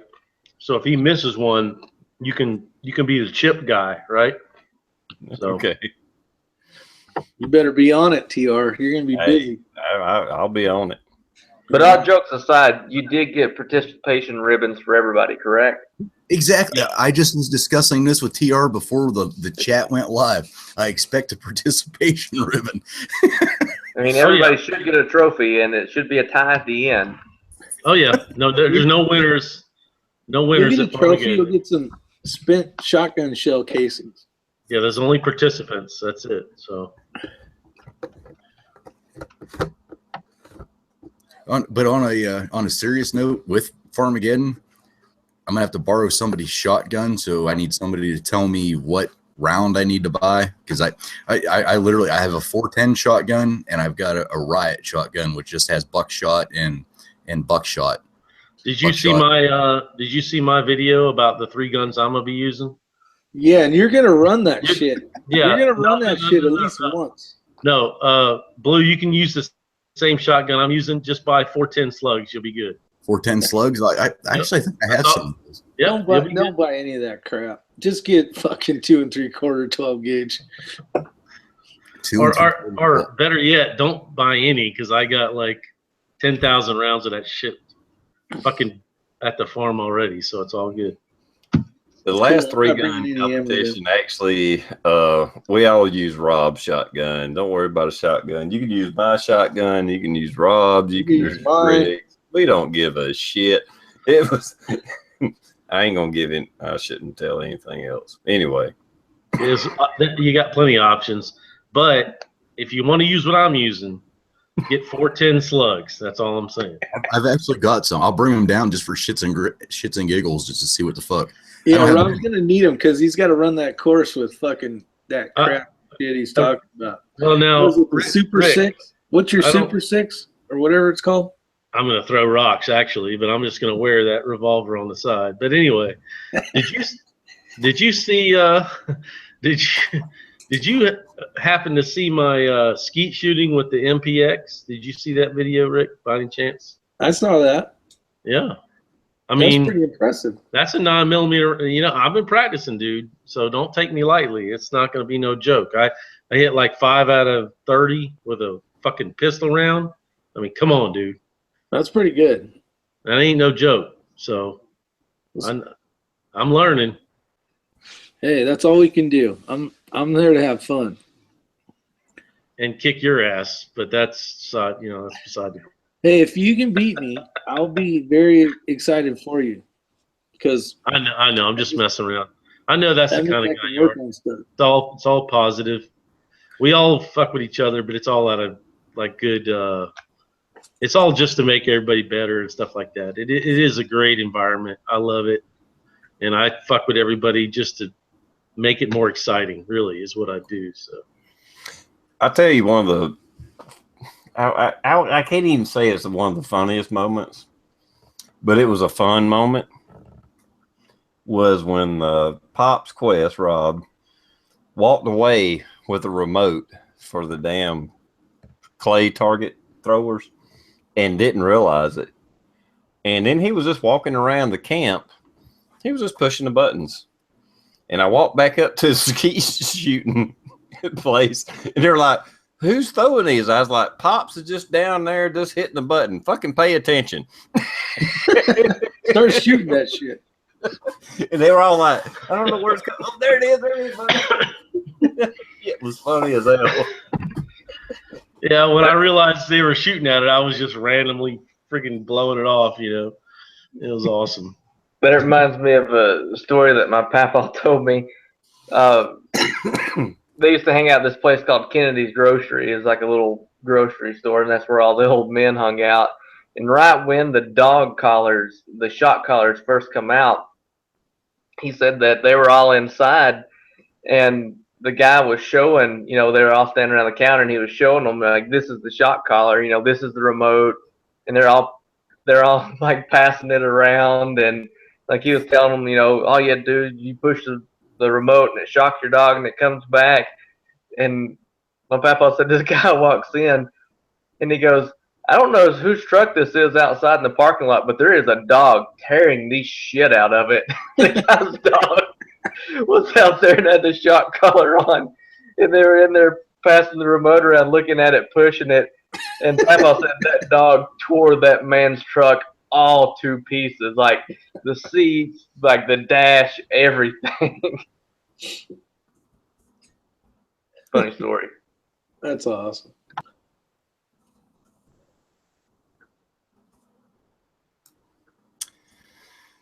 Yeah, when's that thing coming out? The new product, Carlos.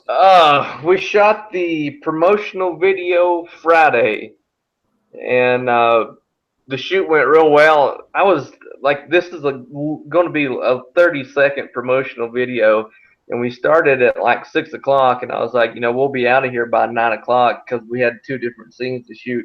We didn't get out till like 1 o'clock in the morning from shooting it. And everything went real well. And the officer that we used for the shoot, I mean, he absolutely loved the product. And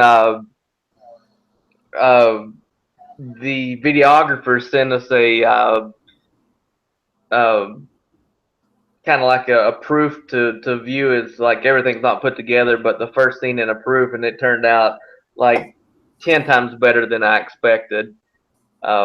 I can't wait till he sees to get it done. But the one component's already on order, and it should be here within the next probably 2 weeks. And then the last prototype that we had printed should be here this upcoming week. I had to make a couple of changes because we had some issues with it. And as soon as those get in and I can test fit them, we're going to have the molds made. And I think it's after we have the molds, after us have the molds made, or when I give them the go ahead, 15 days from there, they'll have our first production samples out. And then once those are good, I think it's another 10 days till we have the first 5,000 units in. And I'd say it'll take us a couple of days to assemble them and get it ready. The website is being worked on. It's not went live yet, but it's like halfway done. We're still trying to get like packaging stuff down, like the printing for the packaging down and everything like that. So we did get our patent pending. So the product now is patent pending. That come back, I think, last week. So, I mean, it's all coming to an end, or to a head, rather. I mean, technically, I probably could, but I'd really want to wait for the video to come out because it does a real good justice. Well, all I want to say is you've promoted your product, your widget, whatever it is, and from what you said, it will apply to us.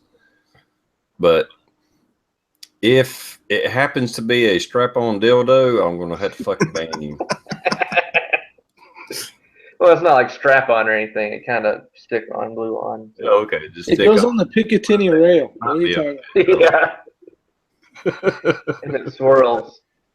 But yeah, check it out. I wish you all the best of luck. And whenever you do come out with it, let me know. I'll always send you a link. I enjoy having you on here, dude. And I hope you all the best in the world. I really do. We did go live. If you go to Facebook, you can look up Go Gauge Tactical, GOGAUGE Tactical, and that's where we put a lot of our updates. We actually updated quite a few pictures from the shoot is on there, and also on Instagram under Go Gauge Tactical. Does it show the picture? I finally figured out what it is. It's a freaking, it's like, you remember those old time cup holders that you used to stick in your door? So you put your coffee or your beer or whatever while you're driving down the road. He did that for not a duty belt, but a shooting belt.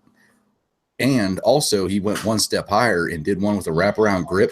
So that as you're holding it, it comes through the grip and it holds your beer on the side. So you can put it back in. That's and it. it pivots so you don't spill anything. See, I figured it out. Brilliance. Hey, it's all up here. Brilliance. And that's a big dome. It doesn't show a picture of it.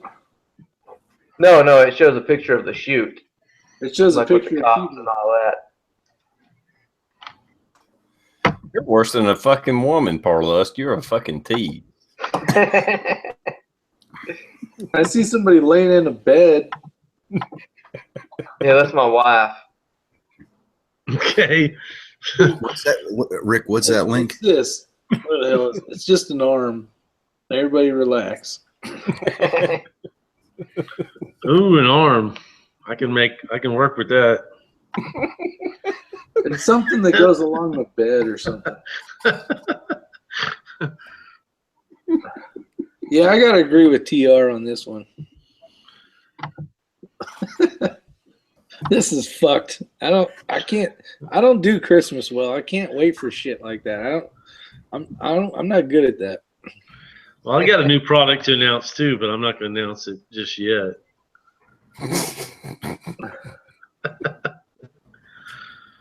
Actually, I got 10 products to announce. I'm gonna bring a couple of them to Farmageddon. So, And a word from our sponsor. you overpaid for that shit. And a word from our sponsor. I'm a big fan of the wooden clamp. I ain't gonna lie. That's where old school meets new tools. Home of Farmageddon. All right, so who's got an AK that's going to get my giveaway here? I am. I'm gonna win. What giveaway are you doing? 5,000. Yeah, man, I just announced it. I got some sexy ass magazines I'm going to give away. Yeah, you should get in. I knew you're an AK guy. Do me a fucking VR. Yeah. I will do. I mean, you won't get any subs from me. I guarantee that. But I'll do one. I don't do it for the subs. Listen to the giveaway video. You'll understand.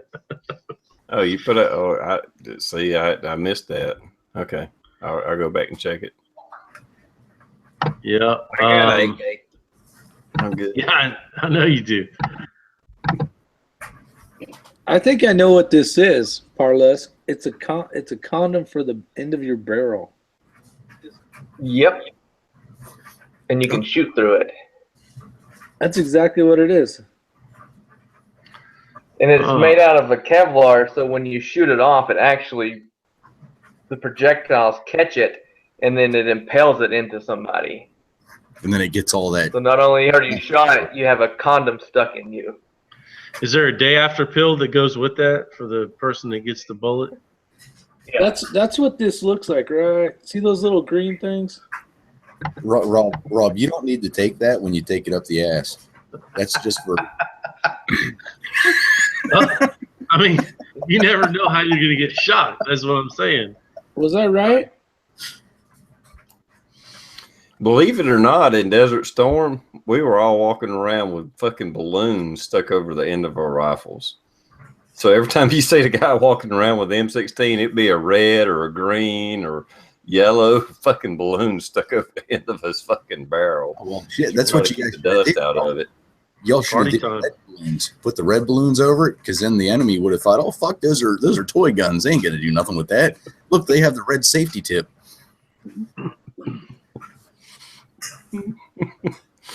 Yeah, it wasn't real macho looking, I guess, looking back on it. But it's like, I don't want to clean this son of a bitch every day. Am I close, Parlesk? What's that? Was I close? With the condom? Well, no, it's a plastic cap that goes over the end of the barrel. Actually, no. In those, in that picture that I put up of the of the samples, those little pieces actually are not part of it. When the plastic company sent me samples out, some other people's samples got tied in with mine, like in the envelope. So when I took the picture, I just threw them all out there. Oh dear God! Just tell us what the fuck it is. Come on, man. It's a bed holster.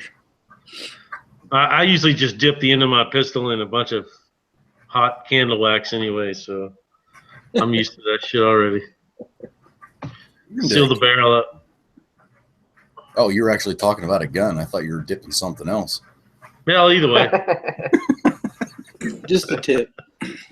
That's what he said when he said I just dipped the tip. I was like, I like the candle wax. I like it hot. You know what I'm saying? Don't use the gel candles. Okay. I'll try to remember that. The guy on the fire department, he's not the brightest guy in the world, and we were talking one time, and got to talking about girls pouring hot candle wax on you, and he was like, "Is that really good?" And we're like, "Yeah, it's awesome. You should have somebody do it." And so apparently he went home and thought it would be a good idea to pour hot candle wax on himself, and the only thing he had was one of those gel candles. It's not a real candle; it's a gel candle. So I guess he was going to town. He had that candle good and warm, and he went to pour it on himself, and he didn't realize how hot it was going to be, and he ended up pouring like half the gel candle all over him. And then he had to go into his parents' room and explain to him what happened. And he ended up having to go to the ER because he had like secondary burns all over his junk. And then he had, I mean, as stupid as he is, come back and told us what happened. Yeah, you don't say. And we're like, we don't care, how bad that hurts. I would have taken that like a man, scrubbed it off myself, and not told a soul about it. Yeah, don't ever tell him you didn't know about it. You remember, what was that, Jim from American Pie? He was whacking off with the fucking super glue. Super glue. He like glued himself to himself. Well, see, the whole, as soon as you started off with he was a fireman, we knew this was going south. This was the same guy, Pops, you like this. He, one of the guys on the department owns a cabinet shop where he builds cabinets. So Adam needed a job. So Bledsoe gave him a job, and he was up at the cabinet shop, and they were putting cabinets together, and Adam was nailing them together, and he was like, "So how does this nail gun work?" Because he kept trying to shoot it, and he's like, "It won't work. It won't shoot." And Bledsoe's like, "It has to have pressure on it before it'll go off." And he had his hand on the trigger and reached up and smacked his fingers with it and put 2 finishing nails through the sides of his fingers and nailed his fingers together. He needs to go become a police officer. Yeah, that's special right there. He's good with the fire department. I will, at any given time, I will sneak up around my guys and nail their shoes to the floor just for shits and giggles. But anytime you take a perfectly good hand and shove it up against a nail gun, yeah, it's time for your ass to get the hell out of my shop. You ain't going to work there very long.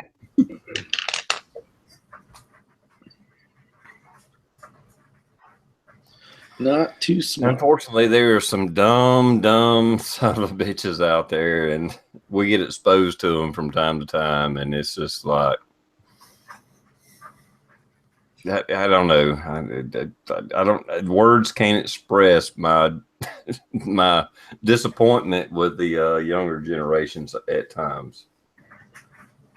They also had the other day the kid that was in a college class that fucking opened a can of tuna with a fucking can opener, and everybody's like, "Oh my God, I can't believe you did that!" And it took the dumb bastard 15 minutes to figure it out. Yeah, it was that chick. God, yeah, and the thing is, you know what? Okay, I'll take your can of tuna and I'll open it and beat you and I'll eat it when the time comes. It's rough out there. Well, that's why they make tuna in a bag now for those guys. Oh yeah, rip off top. And most tuna comes in a fucking pop top now. But the fact that there's kids out there that don't know how to use a can opener is that's pretty discouraging. There's a lot of classes. I mean, there's actual people that put on classes. They call them life skill classes. I think I mentioned this in one of my videos where they teach you like how to make toast, how to use a can opener, and I'm like, like that's the guy's job is to teach people how to do this shit, and you're just like, all right, how to tie your shoes. Yeah, I gotta stop you right there because Parlos, you know, they're I don't know what in the 1900s, 1920s. We had places like that. They were called poor farms. They were called homes for the mentally retarded. And we've been teaching this shit to people for years. But it was literally the people that had no fucking clue because they had the mentality of a fucking 4-year-old. Now they're doing these fucking classes for what? College kids that are supposed to run our country at some point? Holy fuck. I thought you were telling a joke there for a minute. No, this is true. You should look them up. They're called life skill classes. Like special things like how to hold your breath, how to how to drink a glass of water, how to ice down beer. This is how we wipe our ass. Yeah, how to open the refrigerator. How to not piss on yourself. Great life skills, shit like that. And the beautiful thing is, I'm sure those classes are thousands of dollars, which is the best part. I'm sure. And people that have no mental, I don't want to say no mental handicap because obviously if you don't know how to do this, you're a fucking idiot. But and you deserve to get thousands of dollars taken away from you for somebody to teach you these skills. This is you guys are telling me this shit's real. Yeah, I really don't believe you. I don't believe you. I'm not even going to look at it. I'm not even going to Google it because I don't want that to be part of my reality. It's there, buddy. It's there. I had a guy they hired for maintenance, industrial maintenance technician. He was like, I don't know, 26, something like that. Supposedly been through the Army, was I talked about this on Johnny's chat Friday. He was a radio tech, and I figured out real quick he carried the radio. He didn't have anything to do with the fucking radio. He could not fucking chuck up a drill bit in a drill. He did not know how to work a keyless chuck or a regular chuck for that matter. He couldn't figure it out. He's probably never seen a regular chuck. Either one. I was like, look, he's like -4. I can't teach him to be a fucking maintenance tech. If he can't put a drill bit in a drill, I cannot train him. I'm working on robots, programming fucking computers. I mean, I'm doing some fucking high-tech shit. This son of a bitch can't put a fucking drill bit in a drill. No, get rid of him.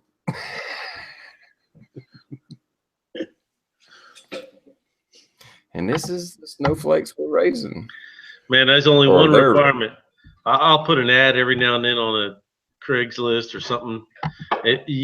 I'm like, yeah, come on in for an interview. I hand them a tape measure. And I'm like, tell me where 6 5/8 is on the tape measure. And they'll be like, I'm like, fuck you, get out of here. You know, I mean, if you can't even show me a dimension on a tape measure, it's not going to work out. You know, I can be like, show me where 4 inches is on the tape measure, like a round number, like 4 damn inches. And they'll be searching all over for it. I'm like, Jesus Christ, like it's a fucking buried treasure or some shit, you know?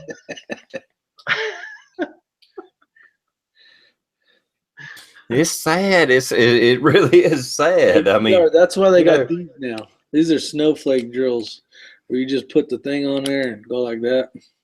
Oh, so you don't know how to work a chuck either. Oh, hell yeah, I do. I have a real chuck. Right over there on a drill press. Yeah, you get those guys that's like 4 inches and 3 of the little notches.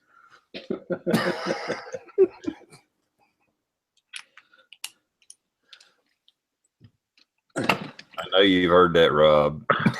Oh God, yeah. I mean, sometimes I'll be like, well, go out in the shop and tell me the difference between sawdust and a board, or sawdust and the saw, and I'm like, you know, well, I don't know. Sometimes I just like to have too much fun, but at the end of the day, it takes 20 interviews to get one person that is you can deal with. Let's put it that way. There ain't no skilled people coming into the trade. No, I think that's all going to change here. I have good hopes for the future. I think that's just a phenomenon of what's been going on in the world. But I think that the future is going to be bright for skilled people. And I think hopefully they're going to realize that and shit's going to change. But who knows? I don't know. Yeah, I hope parents are pushing their children to go into skilled trades. Yeah, I mean, sometimes you get lucky and you get to do your own business and you get to become very successful. But if not, like myself, I mean, I'm just a damn dumbass redneck from Travelers Rest, but I have a really good paying job, awesome fucking job security. I mean, I'm a phone call away from a job, and you know, it's not a bad way to go. I mean, I'm not a designer, I'm not a fucking executive, I'm not a fucking engineer, whatever, but you know, I hone my skills in what I'm good at, and that's fixing shit. I'm okay with that. You know, these snowflakes think that, you know, you should just because you should make $1 million a year just because you are breathing, and that's not the way it works. Now, do you guys like from your selective states or your selective areas, also for the chat room, whenever you send your kids into high school, our local schools from like senior, junior, was it freshman, 10th, 11th, and 12th grade, basically, they get to go to a VOTEC school as part, like they have their school that they go to, but then there's a VOTEC to where they travel not very far, maybe 15 miles, and they can pick up a skill such as, you know, nursing, culinary arts, welding, auto mechanic, fabrication. They can do all that stuff in that, you know, 10, 11, 12th grade. And then that counts as part of their classes. And then they come back and they do the regular schooling. And it's all within the school day. It's not something they have to stay after for. Do you guys have those programs in your areas? The work experience ones, is that what they call them? We have them here. It's called, we just call it the vocational training. There's probably 10 or 15, and most of the time after, if you go 2 years, you'll get a 2-year certificate. Like in, they have cosmetology, they have drafting and engineering, auto mechanics, brick masons, woodworking, auto body, welding, small engine mechanics, computer programming, and I think police science. Yep. And after you go for 2 years, you get a 2-year certificate. But there's a lot of companies that hire straight out of there, especially for like the welding classes and stuff like that. Mm-hmm. I didn't know, because I mean my kids still say the Pledge of Allegiance during school and all that stuff. So I didn't know if maybe it was just because I'm in the sticks. Yeah, we don't have. We're in a relatively large city area, and there's no There's no trade training or anything. There is a program that if you have fallen out of the school system, and you want to get your life back or something, you can apply to get into this vocational thing, but it's equivalent to a GED, and they focus more on getting you a job and teaching you some skills. But it's not like a welding or cabinet making, or it's not dedicated shit like that. It's just to get you a job, basically. So Yeah, they got wood shop here. That's it, I think. Yeah, but wood shop we took in our high school. Like, Yeah. you made a bread basket, or you made, it was small, basically wood crafts, just to kind of get you used to the tools and stuff. But they'll bust kids, like 15 miles out, not for just wood shop, but they're making goddamn houses. And they'll start out with their basics, and they'll do this and that. And by the end of the year, they have for all intents and purposes, a double wide or a modular that they sell. These kids sell it, that they built. That was their project for the year. They built it. They got shown how to do it, and they have a skill to go out into the world with. That's cool. TR, you had something to say? I just wanted to say the high school I went to, but that was long ago. I don't know what they offer now. They used to do that, a vocational school. They had like auto body repair, maybe auto maintenance. My wife actually, my first wife, she went through cosmetology through the vocational school and got her cosmetology license. And, as soon as she was done with high school or during high school, she was doing hair because of the vocational school. I don't know that they still offer it, but I know they did when we went through school. Our local community college has about the same thing too, with the welding and nursing, and they also have and one of my buddies is the main instructor. They have an alternative energy class where they go through all types of and at the end of the 2 years or the semester or whatever, you get a certificate, and I don't know what it's called, but it's for alternative energy. They like solar and wind power and hydropower and all that. You learn all about it and how to set it up, which is pretty cool.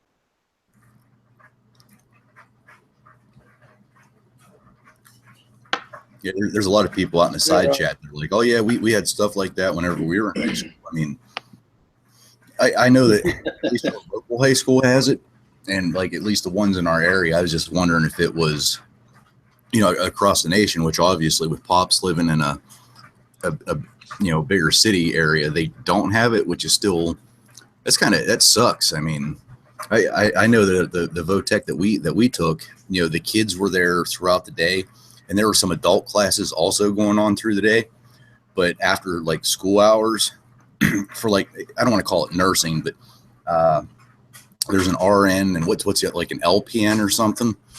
They would have those classes there for adults, the cosmetology for adults, the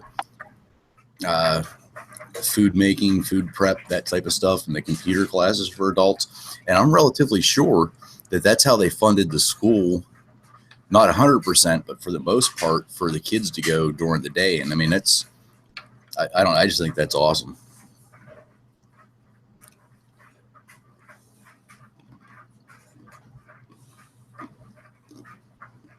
We've gotten so far away from trade skills, and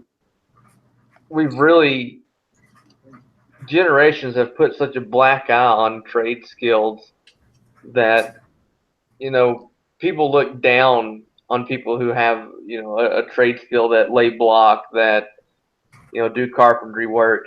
But in all honesty, there's people with master's degrees that are making a lot less than what people, I know welders and coal miners that pull in $100,000 a year. I mean, easy.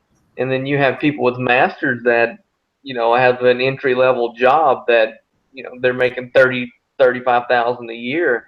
And then they look down on them like, you're a welder or you're a coal miner, and I have a master's degree, and then I make 3 times the amount of money that you make. But I think we've just given trades a black eye for some reason. Like, it's not cool to have a trade skill. Mm-hmm. Yeah, You have a master's. say, You're a fucking idiot. Yeah, I need to wrap this up. Pops had to jump out, and I meant to say later, but he jumped out before I got a chance. Yeah, trade. It's not that. It's not a dirty word. Yeah, I get dirty. I have to do shit I don't want to do a lot of times, and I don't mean fucking unstopping the toilet. I mean, I climb up on machines and work on robots and stuff. I mean, I'm in a skilled trade. No matter what it is, you have security in it. There's nothing wrong with it. I make only a couple of $1,000s less a year than my boss. Somebody's on salary, he sits behind the desk, and he only makes when I say a few thousand, I mean a few thousand more than I make a year. And that's not because I'm putting in a shitload of overtime. That's just because I'm in demand, and I'm actually underpaid where I'm at. I could make more money somewhere else, but I enjoy working.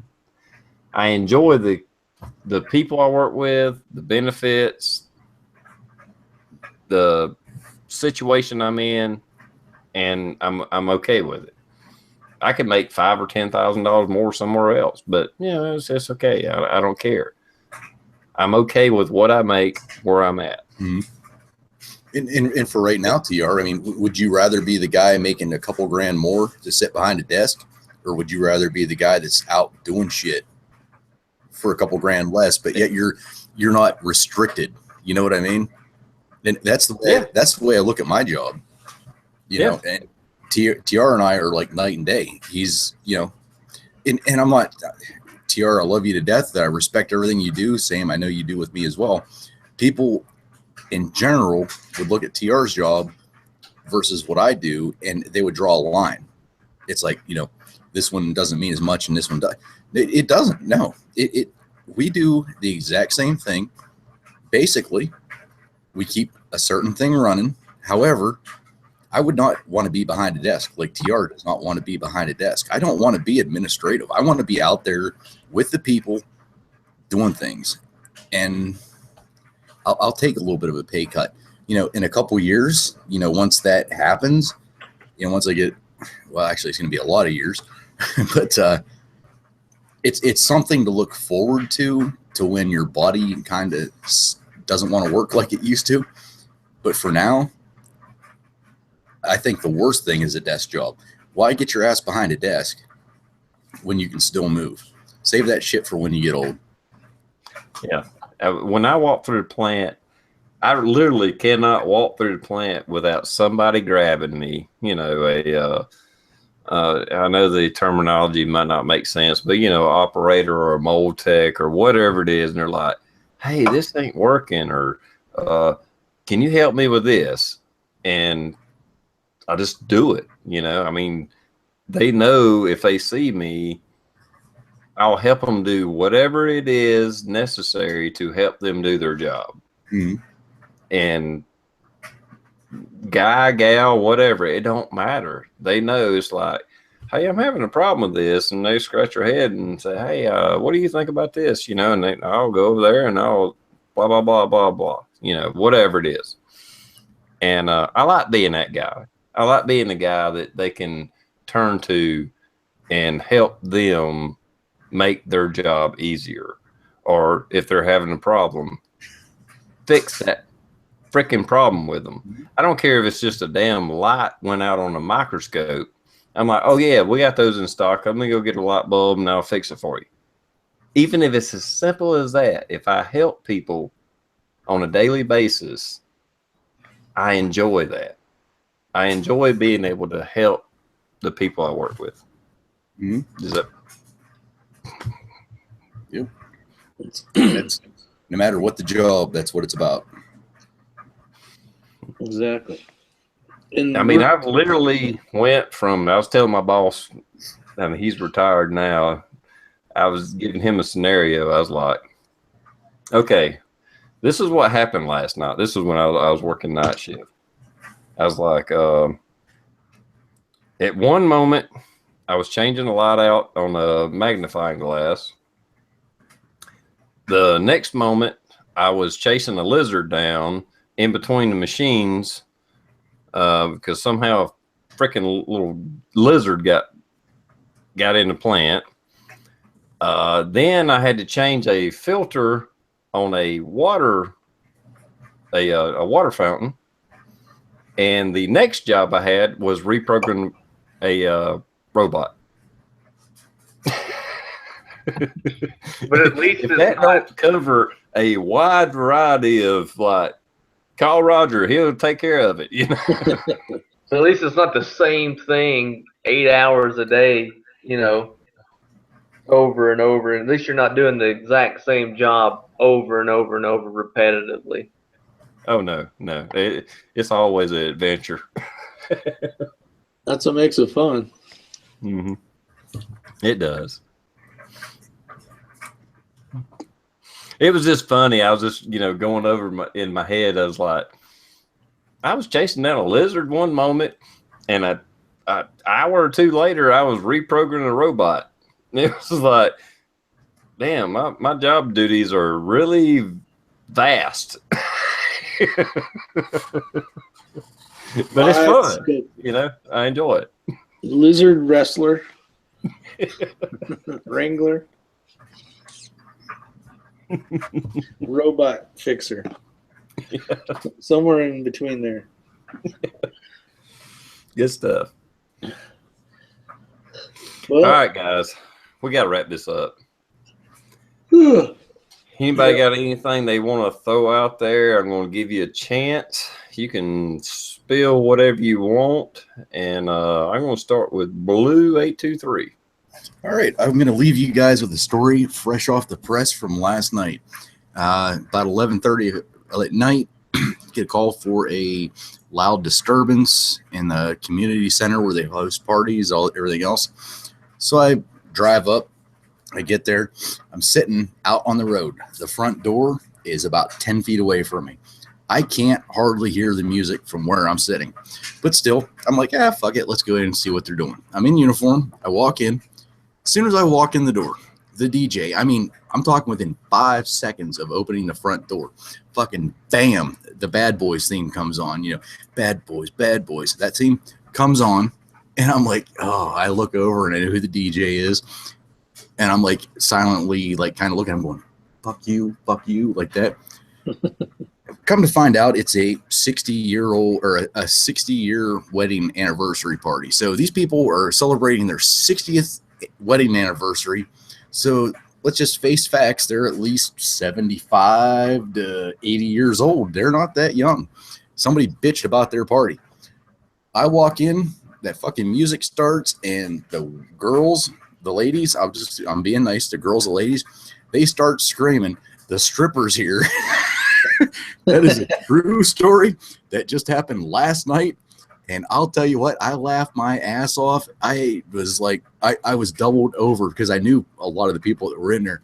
And they just like, oh, the stripper's here. And all the old ladies come running up. And oh my God, great story. It was a fun time. And that's why I love what I do, because, you deal with shit all the time. But there's a little nugget, like that little nugget right there.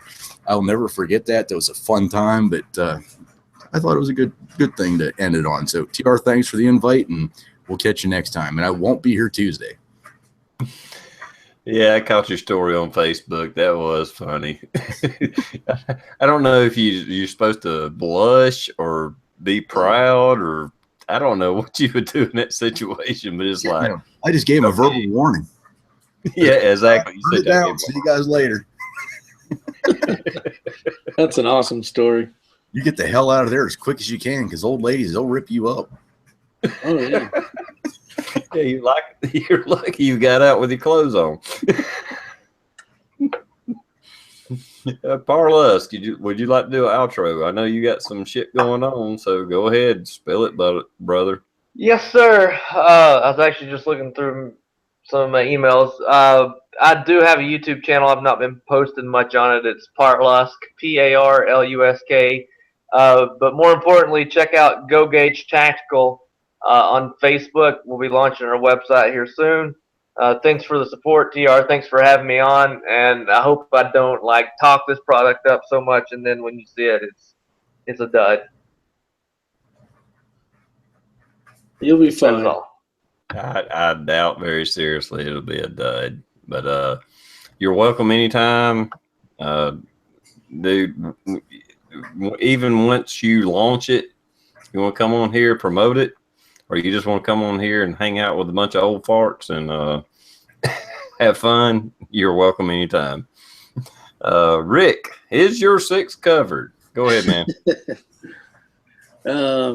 I got some new videos out. Go take a look at them. A series called "What Would You Do?" If most of you guys probably already seen them or know about it, but if you're not a subscriber, get over there and check it out.